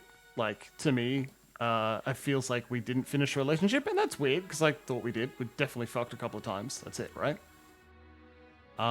Also, Shoti, like, we did our best, but it turns out she just really wants to become a serial killer. We told her over and over, let the souls go, stop harvesting them. It just didn't work. I don't know if that's a bug.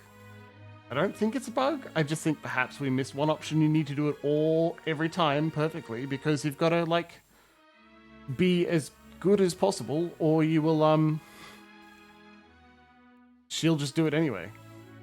I'm somewhere in this list. I didn't back at anything higher than just the base. I'm trying to keep an eye out for me, but I don't think I'll see myself. They don't appear to be alphabetical.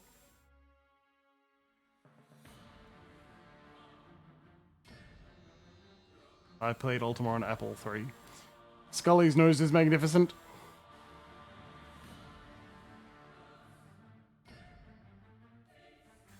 In some capacity, this is also the developers saying, hey, thanks to all of you people, you made this possible, because, you know, this is the backers list from Fig. There we are. So, what will we do? We have Seeker, Slayer, Survivor, and the Forgotten Sanctum to complete, but I will be perfectly honest with you, we've been doing Pillars of Eternity 1 and 2 for a long time now, and I would like a bit of a change. So, next week, next Monday, I would like to introduce you to a game in my Epic Games launcher called Vampire the Masquerade Swan Song. If you follow Dead Men's Tea Party, you will know that you will know the basic strokes of the game. But I think we should go through, right, and play through ourselves and give it a go. See if we can do things a little differently or a little better. TM. And nothing else, it'll be highly exciting to have another vampire game, right? This one is not a visual novel. It is in fact a third, like a third dimension perspective. I can't remember the exact word for it. Probably because it's 10:30. It's like an over-the-shoulder camera adventure game. We will wander around and talk to people and pick up things and find evidence. I am very excited to do it, not just because I'm on a vampire kick. Like, as you will discover on Wednesday, where we will be finishing. Yes, finishing. I'm near certain Shadows of New York, which is a lot of fun. Third person. Thank you. Exactly. And because I think that will take about 30 minutes to maybe an hour at max, we will start Final Fantasy VII, which has been requested and demanded, and I think we should get on with it, huh? I'm not going to start with the Final Fantasy VII Crisis Core remake that was released last week, because... Yeah, still going, Emma. You're in the room! Because, like, it's time to get on with Final Fantasy VII. I'm not actually looking forward to something that old that hasn't been really remastered. But let's do it, shall we? I think that'll be fun. Here, it'll start with Swan Song. Swans are a motif. We'll see that often. Yeah. Maybe you want it to be secret. Who knows? Anyway, I am excited to continue with some Vampire. And I am also excited to continue... No. Quality. And I'm also very excited to get on with some Final Fantasy VII as well on Wednesday night. So I hope you join me for those times. And if you don't, well, thank you very much for joining me for Pillars of Eternity. It has been a hell of a ride. After we finish swan song, because it's not too long. It's not that long. We will go back to Pillars of Eternity and we will finish these DLCs. No. Otherwise, I will wish you a very good evening and I want you to tell the people you love that you love them very much. And I will see you again Wednesday night. Please check out all the people on my follow list. They're worthwhile, okay? Otherwise, good night.